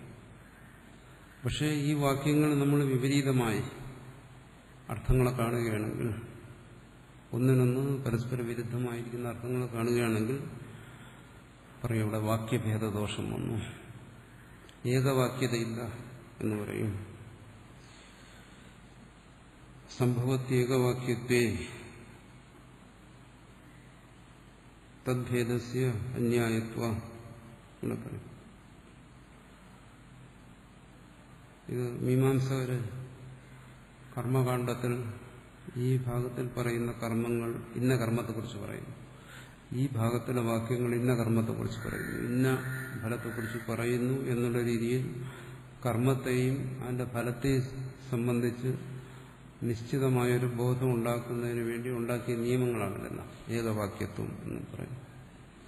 അത് തന്നെ ഭാഷ്യകാരൻ ഇവിടെ അദ്വൈതത്തിനും പറയുന്നു.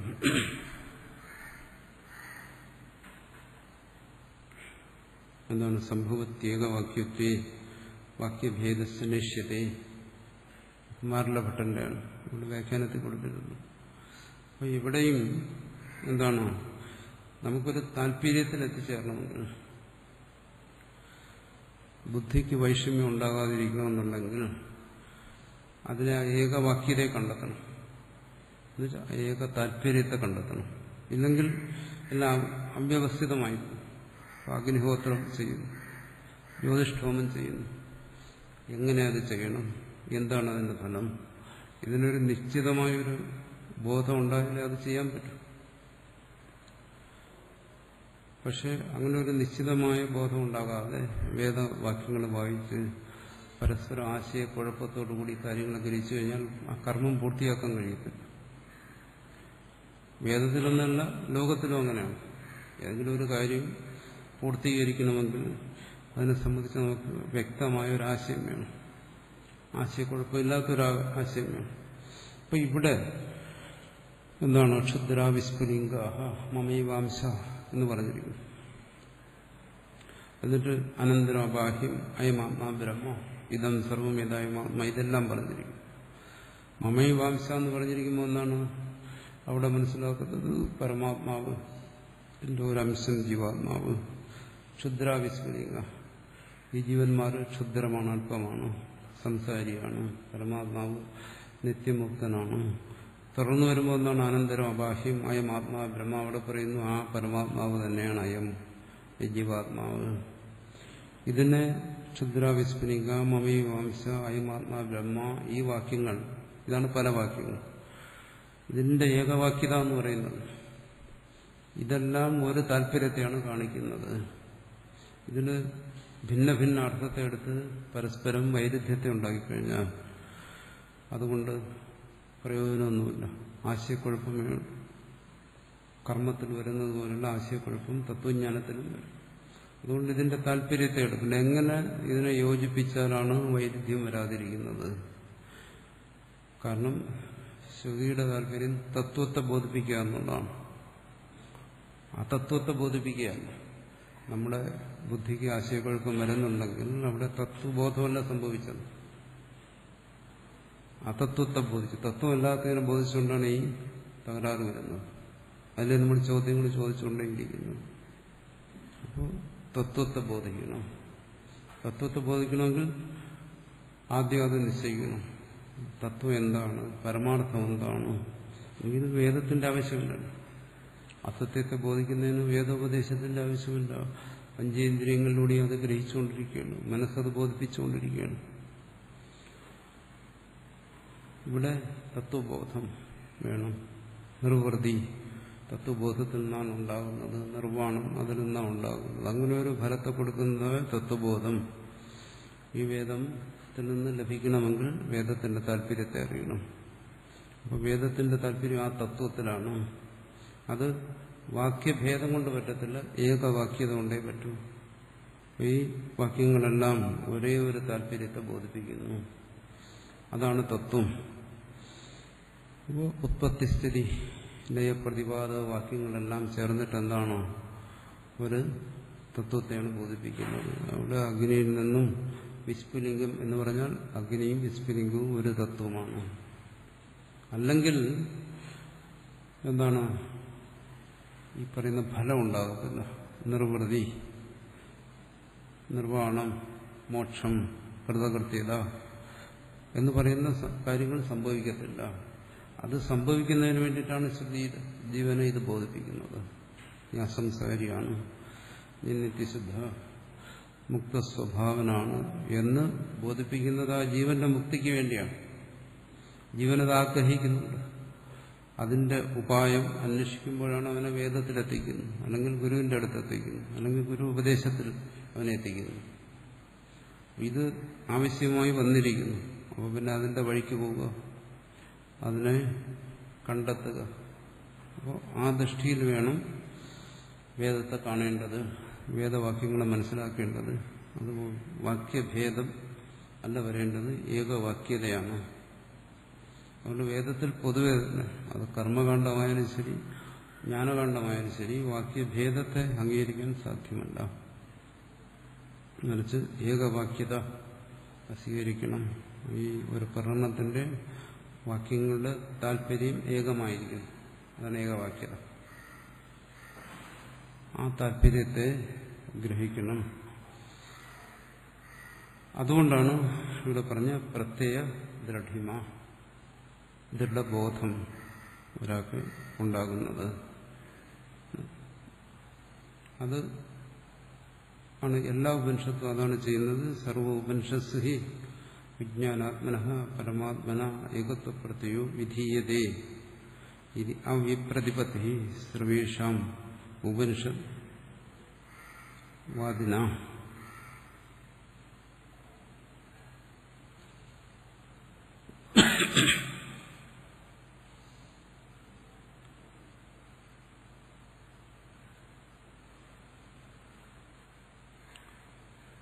സർവോപനിഷത്സു ഹി, എല്ലാ ഉപനിഷത്തുകളിലും. ഉപനിഷത്ത് പ്രത്യേകം എടുത്ത് പറയുന്നത് കർമ്മകാണ്ഡത്തിന്റെ വിഷയം വേറെയാണ്, കർമ്മങ്ങളാണ്. അത് വിടുക, ഇപ്പൊ അതിനെക്കുറിച്ചല്ല ചർച്ച ചെയ്യുന്നു. ഇവിടെ ആത്മബോധത്തെക്കുറിച്ച് തത്വബോധത്തെക്കുറിച്ചാണ്. അത് വരുമ്പോൾ ഉപനിഷത്തുകളെടുക്കുക. അവിടെ വിജ്ഞാനാത്മനഃ, ഈ ജീവാത്മാവിന്, ഈ ജീവന് പരമാത്മന ഏകത്വപ്പെടുത്തിയോ വിധീയതേ, പരമാത്മാവുമായിട്ടുള്ള ഏകത്വബോധം, അഭേദബോധം. ഏകത്വമെന്നോ അഭേദമെന്നോ പറയാം, രണ്ടും ഒന്നാണ്. ആണ് വിധീയതയെ ഉപദേശിക്കുന്നത് എന്നർത്ഥം. വിധി എന്ന് വെച്ചാൽ ഇവിടെ ഉപദേശം എന്നുള്ള അർത്ഥത്തിലാണ്, ബോധനം എന്നുള്ള അർത്ഥത്തിൽ. അപ്പോൾ ആ പരമാത്മതത്വം തന്നെയാണ് ജീവതത്വം എന്ന് രണ്ടിന്റെയും അഭേദത്തെ ബോധിപ്പിക്കുന്നു എല്ലാ ശ്രുതികളും. ഇതാണ് അവിടെ ഏകവാക്യത എന്ന് പറയുന്നത്. ശ്രുതികളുടെ എല്ലാത്തിൻ്റെയും താല്പര്യമാവുന്നത് തന്നെയാണ്. അപ്പോൾ ഉപനിഷത്തെന്ന് പറഞ്ഞെങ്കിലും അദ്വൈതകൾ പറയും പൂർവകാണ്ഡവും ഉത്തരകാണ്ഡവും തമ്മിലും ഏകവാക്യത ഉണ്ടെന്ന് പറയും. കർമ്മമായിട്ട് കർമ്മത്തിലൂടെ ആത്മശുദ്ധി, ആ ശുദ്ധിയിലൂടെ ആത്മബോധം.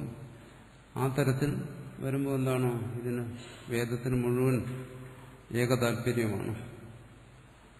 വേദത്തിന് മുഴുവൻ താല്പര്യം എന്താണോ ആ തത്വത്തെ ബോധിപ്പിക്കുകയാണ്. അതിന് ഒരു പരിധിവരെ കർമ്മങ്ങൾ സഹായിക്കുന്നുണ്ട്. കർമ്മങ്ങളെക്കുറിച്ച് പറഞ്ഞു, അവിടെ വിഹിതവും നിഷിദ്ധവുമായ കർമ്മങ്ങളെക്കുറിച്ച് പറഞ്ഞു. വിഹിത കർമ്മങ്ങൾ അനുഷ്ഠിക്കാൻ പറഞ്ഞു, നിഷിദ്ധ കർമ്മങ്ങൾ ഒഴിവാക്കാൻ പറഞ്ഞു. അതെല്ലാം കൊണ്ട് ചിത്തസംസ്കരണമാണ് ഉദ്ദേശിക്കുന്നത്. ആ രീതി നോക്കുമ്പോൾ പൂർവ്വ ഉത്തരവൊന്നുമില്ല. സമ്പൂർണ്ണ വേദത്തിലും ഏകവാക്യത എന്ന് വെച്ചാൽ ഏകതാല്പര്യം. എന്താണോ ഈ ജീവനെ, ശ്രോതാവിനെ, തത്വത്തെ ബോധിപ്പിക്കുക. ഇവിടെ ഇപ്പോൾ അതല്ല, ഉപനിഷത്തിനെ കുറിച്ച് മാത്രം എടുത്ത് പറയുകയാണ്. ഇവിടുത്തെ ചർച്ചാ വിഷയം ഉപനിഷത്താണ്. അതുകൊണ്ട് പറയുന്നു ഉപനിഷത്സു വിജ്ഞാനാത്മനഃ, ഈ ജീവന് പരമാത്മാവുമായിട്ടുള്ള ഏകത്വബോധം, അതാണ് വിധീയതയെ ഉപദേശിക്കുന്നത്. ഏകത്വത്തെയാണ് ബോധിപ്പിക്കുന്നത്. അതുകൊണ്ട് ഇത് അവിപ്രതിപത്തി, അതുകൊണ്ട് ഇവിടെ വിരുദ്ധാഭിപ്രായമില്ല. അങ്ങനെ നമുക്ക് തോന്നുമെങ്കിലും ക്ഷുദ്ര വിസ്ഫുലിംഗ എന്നും മറ്റും പറയുന്നിടത്ത് അങ്ങനെ തോന്നുമെങ്കിലും വാസ്തവത്തിൽ അതില്ല എന്നാണ്.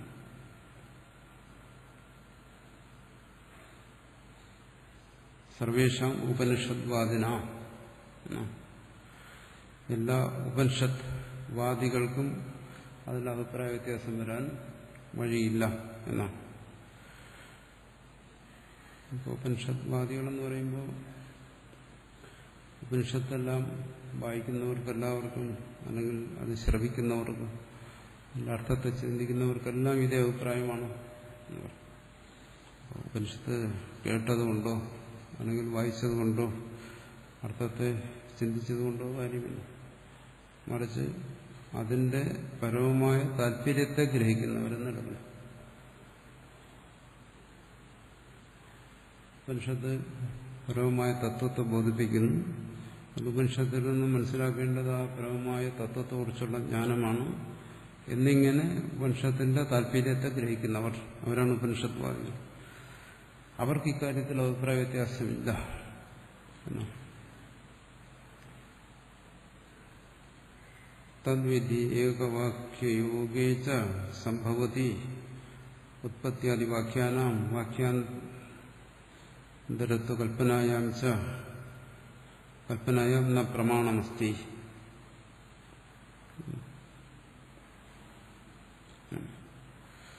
അപ്പോ ഇതിപ്പോ ഈ വേദമൊക്കെ പഠിക്കുന്നവർ പറയല്ലോ, വേദത്തിൽ സൃഷ്ടിയെക്കുറിച്ച് പറയുന്നു. അപ്പോൾ സൃഷ്ടി, എങ്ങനെ സൃഷ്ടിയുണ്ടായി അത് മനസ്സിലാക്കണമെങ്കിൽ വേദത്തിൽ നിന്ന് വേണം മനസ്സിലാക്കേണ്ടത്. അപ്പോൾ സൃഷ്ടിയുടെ രഹസ്യം ഭൗതികമായി നമ്മൾ മനസ്സിലാക്കി തരികയാണ് വേദത്തിന്റെ താല്പര്യം. സൃഷ്ടിയുടെ ഭൗതിക സത്തയെ അംഗീകരിച്ചുകൊണ്ട് ആത്മസത്തയെ ഒഴിവാക്കിയിട്ട് എങ്ങനെയാണോ ഭൗതികമായ സൃഷ്ടിയുടെ തത്വത്തെ ഭൗതിക ശാസ്ത്രജ്ഞന്മാരന്വേഷിക്കുന്നത്, അവരന്വേഷിച്ച് കണ്ടെത്തുന്ന ആ തത്വങ്ങൾ, അതാണ് ഈ വേദത്തിലും പറഞ്ഞിരിക്കുന്നത്. അവരന്വേഷിക്കുന്നത് എന്താണ്? ഈ സൃഷ്ടിയുടെ ഭൗതിക സത്യമാണ് എന്താണ് എന്നാണ്. അത് വേദത്തിൽ പറഞ്ഞിരിക്കുന്നു എന്ന് പറയുന്നു. ഇവിടെ അങ്ങനെ അല്ല എന്നാണ് പറയുന്നത്. വാക്യാന്തരത്വ കൽപ്പന, സൃഷ്ടിയുടെ ഭൗതിക സത്യം എന്താണ് അത് വെളിപ്പെടുത്തുകയല്ല വാക്യങ്ങളുടെ ഉദ്ദേശം. മറിച്ച് സൃഷ്ടിയുടെ ആധ്യാത്മിക തത്വം അതാണ് വെളിപ്പെടുത്തുന്നത്. സൃഷ്ടിയെ ഭൗതികമായി കണക്കാക്കുക എന്നുവെച്ചാൽ അതൊരു ഭൗതിക സത്യമാണ്. അതുകൊണ്ട് ഈ ഭൗതിക സത്യത്തിൽ നിന്നുകൊണ്ട് ഇതിന്റെ പിന്നിലൊരു ഭൗതിക സത്വത്തെ കണ്ടെത്തണം.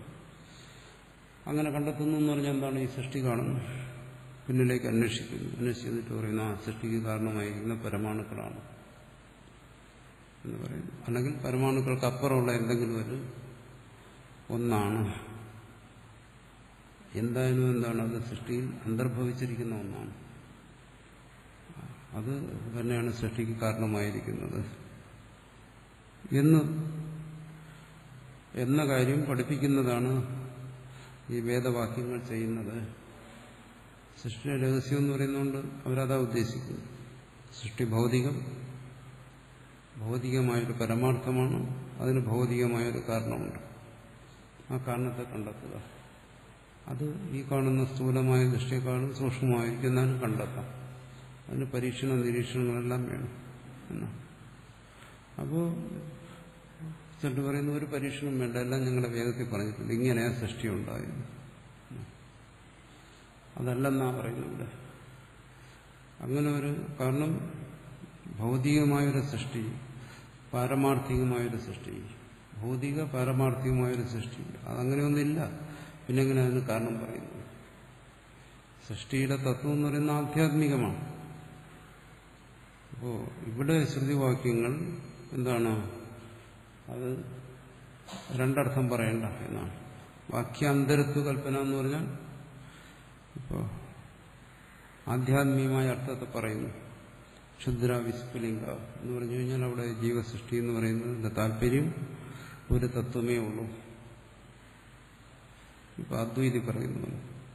അല്ല, ഭൗതിക ശാസ്ത്രജ്ഞന്മാർ പറയുന്ന പോലെ ഇതിന് ഭൗതികമായ ഒരു അസ്തിത്വമുണ്ട്. അസ്തിത്വത്തിന് കാരണമായതൊരു ഭൗതിക അസ്തിത്വമാണ്. ആ ഭൗതിക അസ്തിത്വത്തെ വേദം വെളിപ്പെടുത്തിയിരിക്കുന്നു. അങ്ങനെ പറഞ്ഞു കഴിഞ്ഞാൽ അത് വാക്യാന്തര കൽപ്പന എന്ന് പറയും. അങ്ങനെ ഒരു കൽപ്പനയില്ല. ഈ സൃഷ്ടി തന്നെ ആ സൃഷ്ടാവിൽ നിന്ന് സ്വതന്ത്രമായി അന്യമായി നിലനിൽക്കുന്ന ഒന്നല്ല. ഇത് സൃഷ്ടിയുടെ തത്വം എന്ന് പറയുന്നത് ആ സൃഷ്ടാവിന്റെ തത്വമാണ്, അതല്ല വേറെ തത്വമല്ല. ആ സൃഷ്ടാവെന്ന് പറയുന്നതോ അത് ശ്രോതാവിന്റെ സ്വരൂപമായിരിക്കുന്ന വസ്തുവാണ്. ഈ രീതിയിലാണ് അദ്വൈതി ബോധിപ്പിക്കുന്നത്. അപ്പൊ സൃഷ്ടിയുടെ ഭൗതിക തത്വത്തെ പറയുകയാണ് ഉപനിഷത്ത് വാക്യങ്ങൾ എന്ന് പറഞ്ഞാൽ അതെന്തോരും വാക്യാന്തരത്വ കൽപ്പന. ഈ വാക്യത്തിന് വേറെ താല്പര്യമുണ്ടെന്ന് കൽപ്പിക്കുന്നു. എന്ന പ്രമാണമസ്തി, അതിന് ഇല്ല. വേറെ രീതി പറഞ്ഞു കഴിഞ്ഞാൽ യഥോ വായുമാനി ഭൂതാനി ജായന്തി അല്ലെങ്കിൽ ക്ഷുദ്ര വിസ്ഫുലിക എന്നെല്ലാം പറയുന്നിടത്ത് ഈ വാക്യങ്ങളുടെ വാച്യാർത്ഥത്തെ എടുക്കരുത്. വാച്യാർത്ഥത്തെ എടുത്തു കഴിഞ്ഞാൽ പരമാത്മാവെന്ന് പറയുന്ന ഒരു വസ്തുവിൽ നിന്ന് പൊട്ടി മാറിയതാണ് ജീവാത്മാവ്. അല്ലെങ്കിൽ ഒന്നിൽ നിന്ന് വാസ്തവത്തിൽ ഒരു സൃഷ്ടി ഉണ്ടായതാണ് പഞ്ചഭൂതങ്ങൾ. ഇങ്ങനെയൊക്കെ സ്വീകരിക്കേണ്ടി വരും. വാസ്തവ സൃഷ്ടി അംഗീകരിച്ചു കഴിഞ്ഞാൽ വേദത്തിന്റെ താല്പര്യം അതല്ല. സൃഷ്ടിയുടെ പരമാർത്ഥം എന്ന് പറയുന്നത് ആത്മതത്വമാണ്, ഈശ്വരതത്വമാണ്, ബ്രഹ്മതത്വമാണ്. അതല്ലാതെ സൃഷ്ടിക്ക് സ്വയം തന്നെ തന്നെ ഒരു പാരമാർത്ഥിക നിലയില്ല. വേദം അങ്ങനെ പറയുന്നില്ല. അതുകൊണ്ട് അതിന്റെ ഏകവാക്യത പരമതാല്പര്യം എടുക്കണം, അല്ലാതെ വാച്യാർത്ഥത്തെ എടുക്കരുത്. യഥോ വായുമാനി ഭൂതാനി ജായന്തി എന്ന് കേട്ടുകഴിഞ്ഞാൽ ഇങ്ങനെ ഒരു പഞ്ചഭൂതങ്ങളുടെ സൃഷ്ടി വാസ്തവത്തിൽ സംഭവിച്ചിരിക്കുന്നു, ആ സൃഷ്ടിയാണ് പരമാർത്ഥം, അതിനപ്പുറം ഒരു പരമാർത്ഥമല്ല. ആ സൃഷ്ടിക്ക് ഈ ഭൗതികമല്ലാതെ മറ്റൊരു ആധാരമില്ല. ഇങ്ങനെയൊന്നും പറയാൻ പാടില്ല. അങ്ങനെയൊന്നും ഞാൻ തോന്നുന്നു ഇവിടെ പറയുന്ന ഏകവാക്യം അത് നഷ്ടപ്പെടും. അപ്പോൾ വാച്യാർത്ഥത്തെ സ്വീകരിക്കേണ്ടി വരും. ശ്രുതിയുടെ വാച്യാർത്ഥത്തെ അല്ല, താല്പര്യത്തെയാണ് എടുക്കേണ്ടത്. എന്ത് താല്പര്യത്തിൽ പറഞ്ഞു എന്നാലേ ഇവിടെ ഏകവാക്യത വരത്തുള്ളൂ. അല്ലെങ്കിൽ ശ്രുതി വാക്യങ്ങൾക്ക് വൈരുദ്ധ്യം വരും. കാരണം ഒരിടത്തുനിന്ന് പറയുന്നു ആകാശത്തിൽ നിന്ന് സൃഷ്ടി തുടങ്ങി, വേറെടുത്ത് പറയും എന്താണോ അത് അഗ്നിയിൽ നിന്ന് തുടങ്ങി. അപ്പോൾ ആ സൃഷ്ടിയുടെ വാച്യാർത്ഥത്തെ എടുത്തു കഴിഞ്ഞാൽ ഇവിടെയൊക്കെ വൈരുദ്ധ്യം വരും. ഇത് ശരിയല്ല, അസംബന്ധമാണ് വേദമെന്ന് വരും. അപ്പോൾ അതിന്റെ താല്പര്യത്തെ എടുത്താൽ മതി. തദ്വിധി ഏകവാക്യ യോഗേജ സംഭവതി, ഇവിടെ ഏകവാക്യത കിട്ടും. സൃഷ്ടിയെക്കുറിച്ച് പറയുന്ന എന്റെ എല്ലാം താല്പര്യം അജീവപര അഭേദത്തെ പറയാൻ വേണ്ടിയിട്ടാണ്. ഉത്പത്തിയാദി വാക്യാന്തരത്വ കൽപ്പനയാണ്. അതുകൊണ്ട് ഉത്പത്തിയാദി വാക്യങ്ങൾക്ക് വാച്യാർത്ഥത്തെ കൽപ്പിക്കുന്നു. അല്ലെങ്കിൽ ഭൗതികമായ അർത്ഥത്തെ കൽപ്പിക്കുന്നതിന് പ്രമാണമസ്തി, അതിന് പ്രമാണങ്ങളൊന്നുമില്ല. എന്നുവെച്ചാൽ അതിനെന്നും ഒരു പ്രമാണം കൊണ്ട് ഉറപ്പിക്കാൻ പറ്റത്തില്ല. പ്രത്യക്ഷം, അനുമാനം, ഉപമാനം കൊണ്ടൊന്നും അതിനെ ദൃഢപ്പെടുത്താൻ ഒക്കത്തില്ല. ഫലാന്തരം ച കൽപ്പിതവ്യം സ്യാദ്.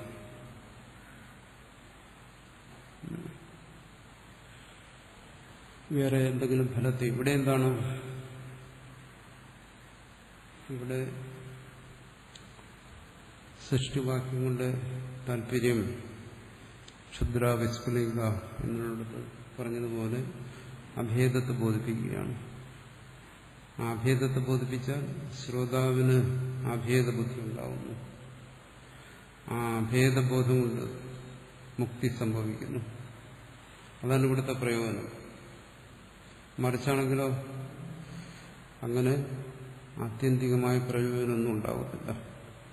ഈ ശ്രുതിയുടെ വാക്യങ്ങളുടെ താല്പര്യം ഈ സത്യമായ ജഗത്തിന്റെ ഒരു സൃഷ്ടിയാണെന്ന് വന്നു കഴിഞ്ഞാൽ അതുകൊണ്ട് വിശേഷിച്ച് എന്താ പ്രയോജനം? പുരുഷാർത്ഥ പ്രാപ്തി, അനർത്ഥ നിവൃത്തി, ഇതൊന്നും അവിടെ സംഭവിക്കുന്നില്ല. പ്രയോജനമായിട്ടൂടെ അതിനെ അംഗീകരിക്കുന്നു. ഭൗതികമായ എന്തെങ്കിലും പ്രയോജനം ഉണ്ടായാൽ അത് തുച്ഛം. അപ്പോൾ പുരുഷ അർത്ഥപ്രാപ്തി രൂപത്തിലുള്ള ഒരു പ്രയോജനം ഉണ്ടാകത്തില്ല. പിന്നെ എന്താ ഫലാന്തരം? മറ്റെന്തെങ്കിലും ഫലത്തെ പറയേണ്ടി വരും. ഇങ്ങനെ ഈ സൃഷ്ടിയെക്കുറിച്ച് പറയുന്നു, ജഗത്ത് ഇങ്ങനെയൊക്കെ ഉണ്ടായി എന്ന് പറയുന്നതിന് വേറെന്തെങ്കിലും ഫലമുണ്ടെന്ന് അത് കൽപ്പിക്കാനും സാധ്യമല്ല. എന്തുകൊണ്ട്? ഇവിടെ ഈ പ്രകടനത്തിൽ തന്നെ ഈ തത്വബോധത്തിന്റെ ഫലത്തെക്കുറിച്ച് പറയുന്നു. തത്വബോധത്തിന്റെ ഫലത്തെക്കുറിച്ച് പറയുമ്പോൾ പിന്നെ ഇവിടെ വേറെ എന്ത് ഫലമാണ് ഇവിടെ കൽപ്പിക്കുന്നത്? അത് സാധ്യമല്ല. അതുകൊണ്ട് ഇതെല്ലാം ആത്മമനനത്തിന് ഉപയോഗിക്കാൻ വേണ്ടിയിട്ടാണ് ശ്രുതി ഇതെല്ലാം നിർദ്ദേശിച്ചിരിക്കുന്നത്. ആത്മമനനം, അതിലൂടെ പ്രത്യേക ദൃഢിമ, ദൃഢബോധം അത് സമ്പാദിക്കുക. അതുകൊണ്ട് തസ്മാത് ഉത്പത്യാദിശ്രുതേഹ ആത്മേകത്വ പ്രതിപാദന പരാഹ പറഞ്ഞു എന്ന കാര്യത്തെ ഇവിടെ ഉപസംഹരിക്കുകയാണ്. ഉത്പത്യാദിശ്രുതികൾ ആത്മേകത്വത്തെ പറയുന്നു, അഭേദബോധജനകമാണ്, അഭേദബോധത്തെ പറയുന്നു.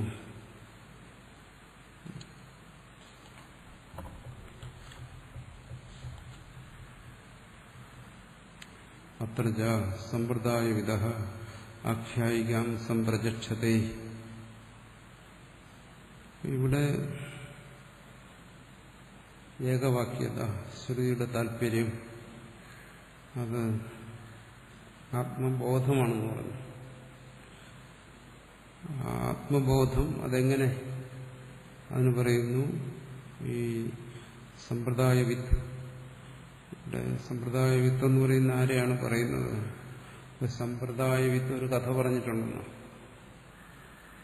ഇവിടെ പറയുന്നു. ദ്രവിഡാചാര്യൻ എന്ന് പറയുന്ന ഒരാളുണ്ടായിരുന്നു എന്നാണ് വ്യാഖ്യാതാവ് പറയുന്നത്. ബ്രഹ്മസൂത്രത്തിലും അങ്ങനെ ഒരാളെ കുറിച്ച് ഭാഷ്യകാരൻ സൂചിപ്പിക്കുന്നുണ്ട്. ഭാഷ്യകാരന് മുമ്പ് ജീവിച്ചിരുന്ന ഒരാൾ ഈ അദ്വൈതത്തെ പറഞ്ഞാണ്. കാരണം പല ഭാഗത്തും അദ്വൈതത്തിന് ഇത്രയും വളരെ ഉറപ്പുള്ള ഒരു രൂപം കൊടുത്തത് ഭാഷ്യകാരനാണെങ്കിലും ഭാഷ്യകാരന് മുമ്പ് അദ്വൈതികളുണ്ടായിരുന്നു.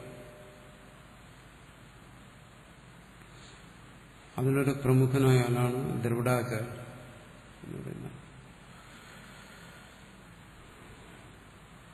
ഒരാളുടെ പേര് എന്നേ പറയാൻ പറ്റും, ഗൗഡപാദാചാര്യൻ എന്നൊക്കെ പറയുന്നത്. അപ്പോൾ അദ്ദേഹം ഈ ആത്മബോധത്തെ സംബന്ധിച്ച് ഒരു കഥ പറഞ്ഞിട്ടുണ്ടാണ്. അത്രജ സമ്പ്രദായവിദ ആഖ്യായികാം സംപ്രചക്ഷതേ കശ്ചിത് കില രാജപുത്രോ ജാതമാത്രൈവ മാതാ പിതൃഭ്യാം അപവിദ്ധോ വ്യാധഗൃഹേ സംവർജിത സ്വമുഷ്യ വംശ്യതാം അജാനൻ വ്യാധജാതി പ്രത്യയോ വ്യാധജാതി കർമാണി ഏവ അനുവർത്തതേ ന രാജാസ്മീതി രാജജാതി കർമാണി അനുവർത്തതേ. യഥാ പുനഃ കശ്ചിത് കർമകാരണികോ രാജപുത്രസ്യ രാജശ്രീ പ്രാപ്തിയോഗ്യതാം ജാനൻ അമുഷ്യ പുത്രതാം ബോധയതി നത്വം വ്യാധോ അമുഷ്യ രാജ്ഞഃ പുത്ര കഥഞ്ചിത് വ്യാധഗൃഹം അനുപ്രവിഷ്ടീതി സ ഏവം ബോധിതഃ ത്യക്ത്വാ വ്യാധജാതി പ്രത്യയകർമാണി പിതൃ പൈതാമഹീ ആത്മനഃ പദവീം അനുവർത്തതേ രാജാഹമസ്മീതി എന്ന് പറയുന്നത്, ഒരു രാജ്യത്ത് ഒരു രാജാവിനൊരു പുത്രനുണ്ടായിരുന്നു. അപ്പോൾ ആ ശിശുവായിരുന്നു. അപ്പോൾ അവിടെ അടുത്തൊരു രാജാവ് ഒന്ന് ആക്രമണം നടത്തി. അപ്പോൾ ഈ ശത്രു പ്രബലനാണ്, രാജ്യത്തെ കീഴ്പ്പെടുത്തുമെന്ന് കണ്ടപ്പോൾ ആ രാജപുത്രനോട് സ്നേഹവും കാരുണ്യമുള്ള ആരോ ഒരാൾ, ഒരു മന്ത്രിയോ അല്ലെങ്കിൽ ഒരു സേവകനോ അല്ലെങ്കിൽ ഒരു സേവികയോ പരിചാരികയോ ആരെങ്കിലും ഈ കുട്ടിയെ ആ രാജ്യത്തിൽ നിന്ന് കടത്തി. അപ്പോൾ ശത്രുക്കൾ വന്ന് അനന്തരാവകാശം ഉണ്ടെന്ന് പറഞ്ഞാൽ ശത്രുക്കൾ വന്നിട്ട് രാജപുത്രനെയും കൊല്ലും. രാജ്യം പിടിച്ചെടുക്കുന്നവർക്ക് രാജ്യം നിലനിർത്തണം. അതുകൊണ്ട് കൊല്ലുമെന്ന് ഉറപ്പുള്ളതുകൊണ്ട് ഈ കുട്ടിയെ നേരെ കൊണ്ടുപോയി വ്യാധന്മാർക്ക് കൊടുത്തു. നായാടികൾ എന്ന് പറയും. കാട്ടിലെ മൃഗങ്ങളെയും മറ്റും വേട്ടയാടി ജീവിക്കുന്ന മനുഷ്യർക്ക് കൊണ്ട് കുട്ടിയെ കൊടുത്തു, വളർത്താൻ വേണ്ടി ഏൽപ്പിച്ചു. അപ്പോൾ കുട്ടി അവിടെ വളർന്നു. പിന്നീടെല്ലാം ചരിത്രമൊക്കെ മാറി. വീണ്ടും ഈ കുട്ടിക്ക് രാജാവാകുന്നതിനുള്ള ഒരു അവസരം വന്നു ചേർന്നു. എങ്ങനെയോ അത് കഥയാണ്. അങ്ങനെ വന്നു ചേർന്നപ്പോൾ ഈ വിവരങ്ങളെല്ലാം അറിയാമെന്നുള്ള ഒരാൾ കാട്ടിൽ കാട്ടാളന്മാർക്കൊപ്പം വളരുന്നത് രാജകുമാരനാണ് എന്നുള്ള വിവരം അയാൾ കാട്ടാളനായി വളരുകയാണ്. രാജകുമാരനായിട്ടല്ല, മൃഗങ്ങളെയൊക്കെ വേട്ടയാടി ആ മാംസമൊക്കെ ഭക്ഷിച്ചും വിറ്റും ഉപജീവനം നടത്തി അങ്ങനെ കഴിയുന്ന ഒരുവനായിട്ട് ഇരിക്കെ ഒരാൾക്ക് ആർക്കും ഇതിന്റെ രഹസ്യം അറിയാവുന്ന ഒരാൾ നേരെ കാട്ടിപ്പോയി പറഞ്ഞു, നീ കാട്ടിലിങ്ങനെ വേട്ടയാടി ജീവിക്കേണ്ട ഒരുവനല്ല, മറിച്ചെന്താണ്, നീ രാജപുത്രനാണ്, രാജകുമാരനാണ് എന്ന് ബോധിപ്പിക്കുന്നു. ഇത് കേട്ടുകഴിഞ്ഞപ്പോൾ പറഞ്ഞത് ഒരാപ്തനാണ്. അയാൾ അതിന്റെ കാര്യകാരണ സഹിതം ബോധിപ്പിച്ചു. നീ രാജപുത്രനാണ്, കാട്ടിൽ വേട്ടയാടേണ്ടവനല്ല, നീ ഇന്ന സൂര്യവംശത്തിന്റെ പരമ്പരയിൽപ്പെട്ടതാണ്, നിന്റെ പൂർവികന്മാരെല്ലാം ഇങ്ങനെയുള്ളവരാണ്, ആ പരമ്പരയിൽ നീ ചക്രവർത്തിയായി കഴിയേണ്ടവനാണ്, കാട്ടുമൃഗങ്ങളെ വേട്ടയാടി ജീവിക്കേണ്ടവനല്ല എന്നെല്ലാം ബോധിപ്പിച്ചു. ഇങ്ങനെ ബോധിപ്പിക്കുമ്പോൾ അവനെങ്ങനെയാണോ ബോധമുണ്ടാവുന്നത്, ഞാൻ രാജാവാണ്, ഞാനൊരു നായാടിയല്ല എന്നവന് ബോധമുണ്ടാകുന്നത്, അവിടെ എന്താ സംഭവിച്ചത്?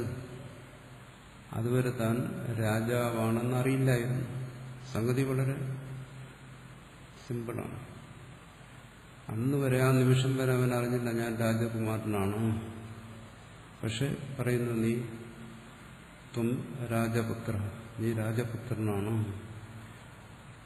ആ കേട്ട നിമിഷം അവന്, അല്ലെങ്കിൽ യുക്തിയുക്തമായി അതിനെ ബോധിപ്പിച്ച ആ നിമിഷം തന്നെ അതുവരെ ഉണ്ടായിരുന്ന അറിവില്ലായ്മ മാറിയാണ്. സ്വയം ബോധ്യപ്പെടുന്നു, ഞാൻ രാജകുമാരനാണ്, തിരിച്ചു പോകണം, രാജ്യം ഭരിക്കണം. അന്നുവരെ എന്ത് തന്നെക്കുറിച്ചുള്ള ഏതൊരു അജ്ഞാനമാണോ തന്നിലുണ്ടായിരുന്നത് അത് നിമിഷം കൊണ്ട് മാറി. രാജ്യാഭിഷേകം ആപ്നോതി പ്രാപ്യ സിംഹാസനം പിതുഹു അവാപ്ത രാജസൂനത്വാ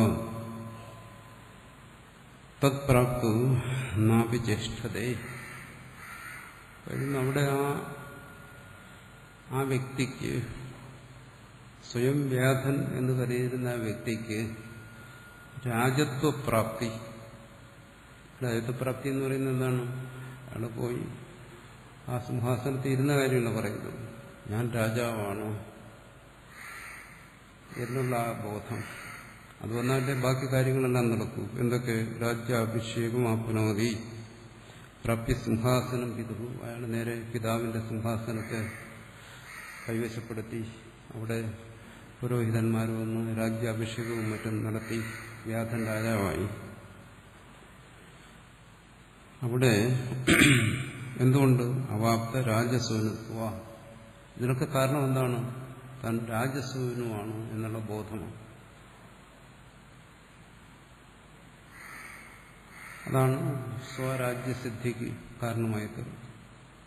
താൻ രാജസൂനുമാണ്, രാജപുത്രനാണ് എന്നുള്ള ബോധം.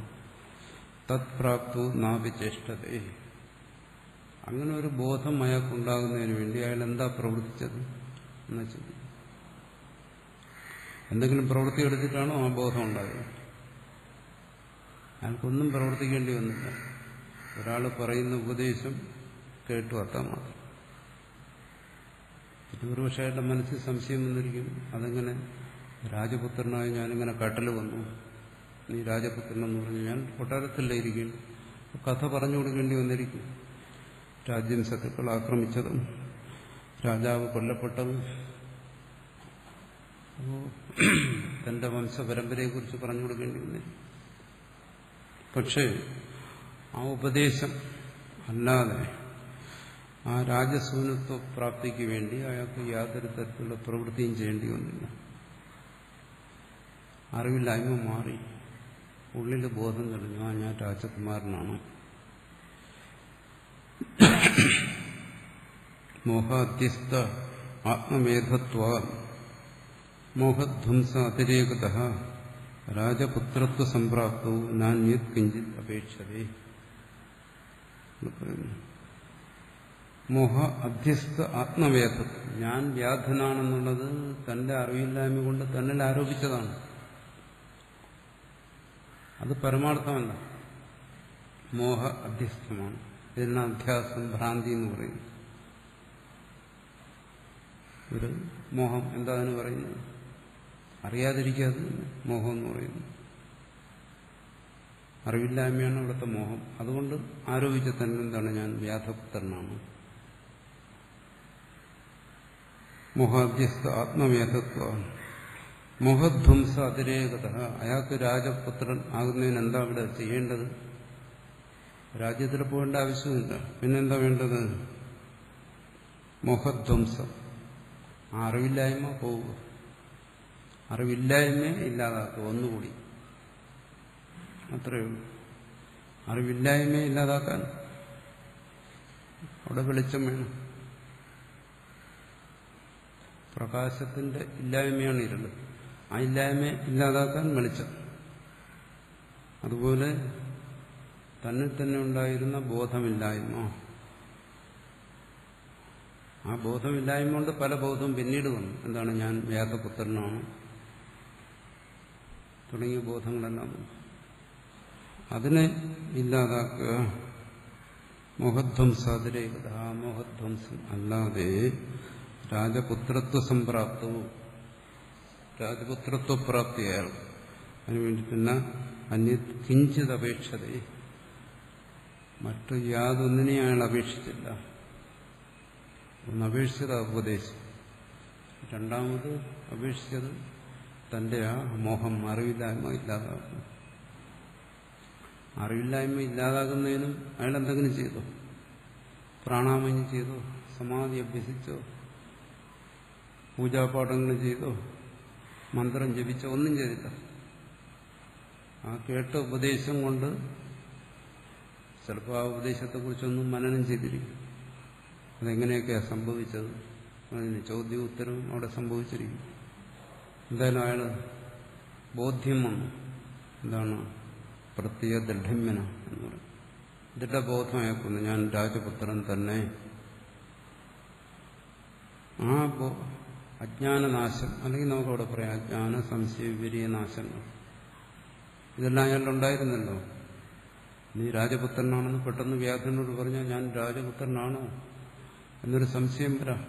പറഞ്ഞു മനസ്സിലായി, പക്ഷെ എന്നാലും എനിക്കൊരു സംശയം, ഞാനെങ്ങനെയാകും ഈ കാട്ടിൽ ജനിച്ചു വളർന്നത്? എനിക്കിവിടെ അച്ഛനും അമ്മയൊക്കെ ഉണ്ടല്ലോ, പിന്നെങ്ങനെയാണ് നാട്ടിലെ രാജാവ് അച്ഛനും അമ്മയാകുന്ന? ഇത്തരത്തിലുള്ള സംശയങ്ങൾ വരാം. പക്ഷെ അവിടെ ഉപദേശത്തിന്റെ സഹായത്തോടുകൂടി അയാളുടെ ആ അജ്ഞാന സംശയങ്ങൾ മാറിക്കഴിഞ്ഞാൽ അയാൾക്ക് ആ രാജപുത്രത്വ പ്രാപ്തിക്ക് തന്റെ അജ്ഞാന നാശമല്ലാതെ മറ്റൊന്നും അവിടെ ആവശ്യമില്ല. എന്നാൽ അന്യത് കിഞ്ചിത് അപേക്ഷിതേ, മറ്റൊന്നിനെയും അപേക്ഷിക്കുന്നില്ല. അവിടെ ഒരു ഉപദേശിക്കാൻ ഒരാൾ വേണ്ടി വന്നു, ഗുരുവിന്റെ സ്ഥാനം. അവിടെ ഒരു ഉപദേശം വേണ്ടി വന്നു, ശ്രുതിയുടെ സ്ഥാനത്ത്. അവിടെ അതെല്ലാം അംഗീകരിക്കുന്നു. ഇവയൊന്നും അല്ലാതെ മറ്റേതെങ്കിലും തരത്തിലുള്ള അനുഷ്ഠാനങ്ങളൊന്നും അവിടെ ആവശ്യമായിട്ട് വന്നിട്ടില്ല. അതുപോലെ അടുത്ത് പറയുന്നു, സമ്യക് ജ്ഞാനാഗ്നി സമ്പുഷ്ട പ്രത്യക് തത്വ മഹാതമാഹ. ഇത് ഒരു തമസ്സാണ്, ഇരുളാണ്, അജ്ഞാനമാണ്, അറിവില്ലായ്മയാണ്.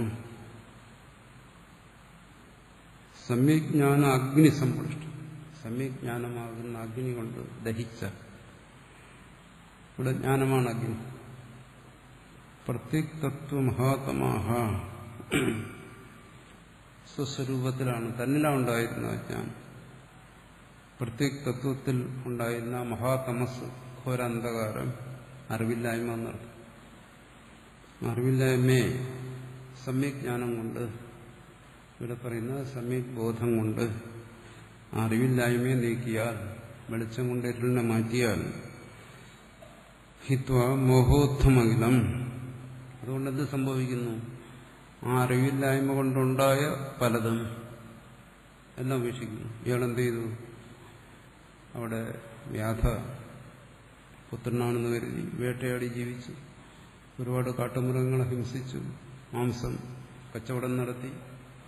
അയാളുടെ അത്തരത്തിലുള്ള എല്ലാ വ്യാപാരങ്ങളും അവിടെ അവസാനിക്കുന്നു. മോഹോത്ഥമായ സർവവും അഖിലം ഉപേക്ഷിച്ചതുപോലെ ഇവിടെ പ്രത്യക്തത്വത്തെ സംബന്ധിച്ചുള്ള സ്വസ്വരൂപത്തെ സംബന്ധിച്ചുള്ള ആ മോഹം, അറിവില്ലായ്മ മാറിയാൽ ബ്രഹ്മൈവ ബ്രഹ്മയാതി അധ, അത് കഴിഞ്ഞാൽ ബ്രഹ്മ ഇവ ബ്രഹ്മയാതി, ബ്രഹ്മൈവ ബ്രഹ്മഭവതി എന്ന് പറയും. താൻ അതായി തന്നെ ഇരിക്കുന്നു, സ്വരൂപപ്രതിഷ്ഠിതനാകുന്നു, ആത്മനിഷ്ഠനാകുന്നു.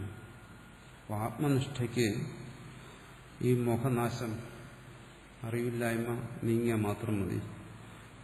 അതിന് മറ്റൊന്നിനെ അപേക്ഷിക്കുന്നില്ല എന്നുള്ള തത്വത്തെ പറയാൻ വേണ്ടിയിട്ടാണ് ഭാഷ്യകാരൻ പൂർവികന്മാർ പറഞ്ഞ ഒരു കഥയെ, ഭാഷ്യകാരൻ സ്വയം കഥയൊന്നും പറയാറില്ല, ആ ഒരു എങ്ങനെ ബോധം ആ ബോധത്തെ മാറ്റി, എങ്ങനെയാണോ ഒരുവൻ തന്നെ തിരിച്ചറിയുന്നത് അതുപോലെ ജീവൻ തന്നെ തിരിച്ചറിയുന്നു. ആ തിരിച്ചറിവാണ് ആത്മബോധം. അതിന് മറ്റൊന്നും അല്ല സഹായിക്കുന്നത്, ആ ഉപദേശം മാത്രമാണ്. ശ്രുതിയാണ് അതിനെ സഹായിക്കുന്നത്, അല്ലെങ്കിൽ ഗുരുവിന്റെ ഉപദേശമാണ് അതിനെ സഹായിക്കുന്നത്. അതിൽ നിന്നുള്ള ബോധമാണ് അതിന് വേണ്ടത് എന്നുള്ളതിന് വളരെ പറ്റിയൊരു ഉദാഹരണമാണ് ഇവിടെ പറഞ്ഞത്.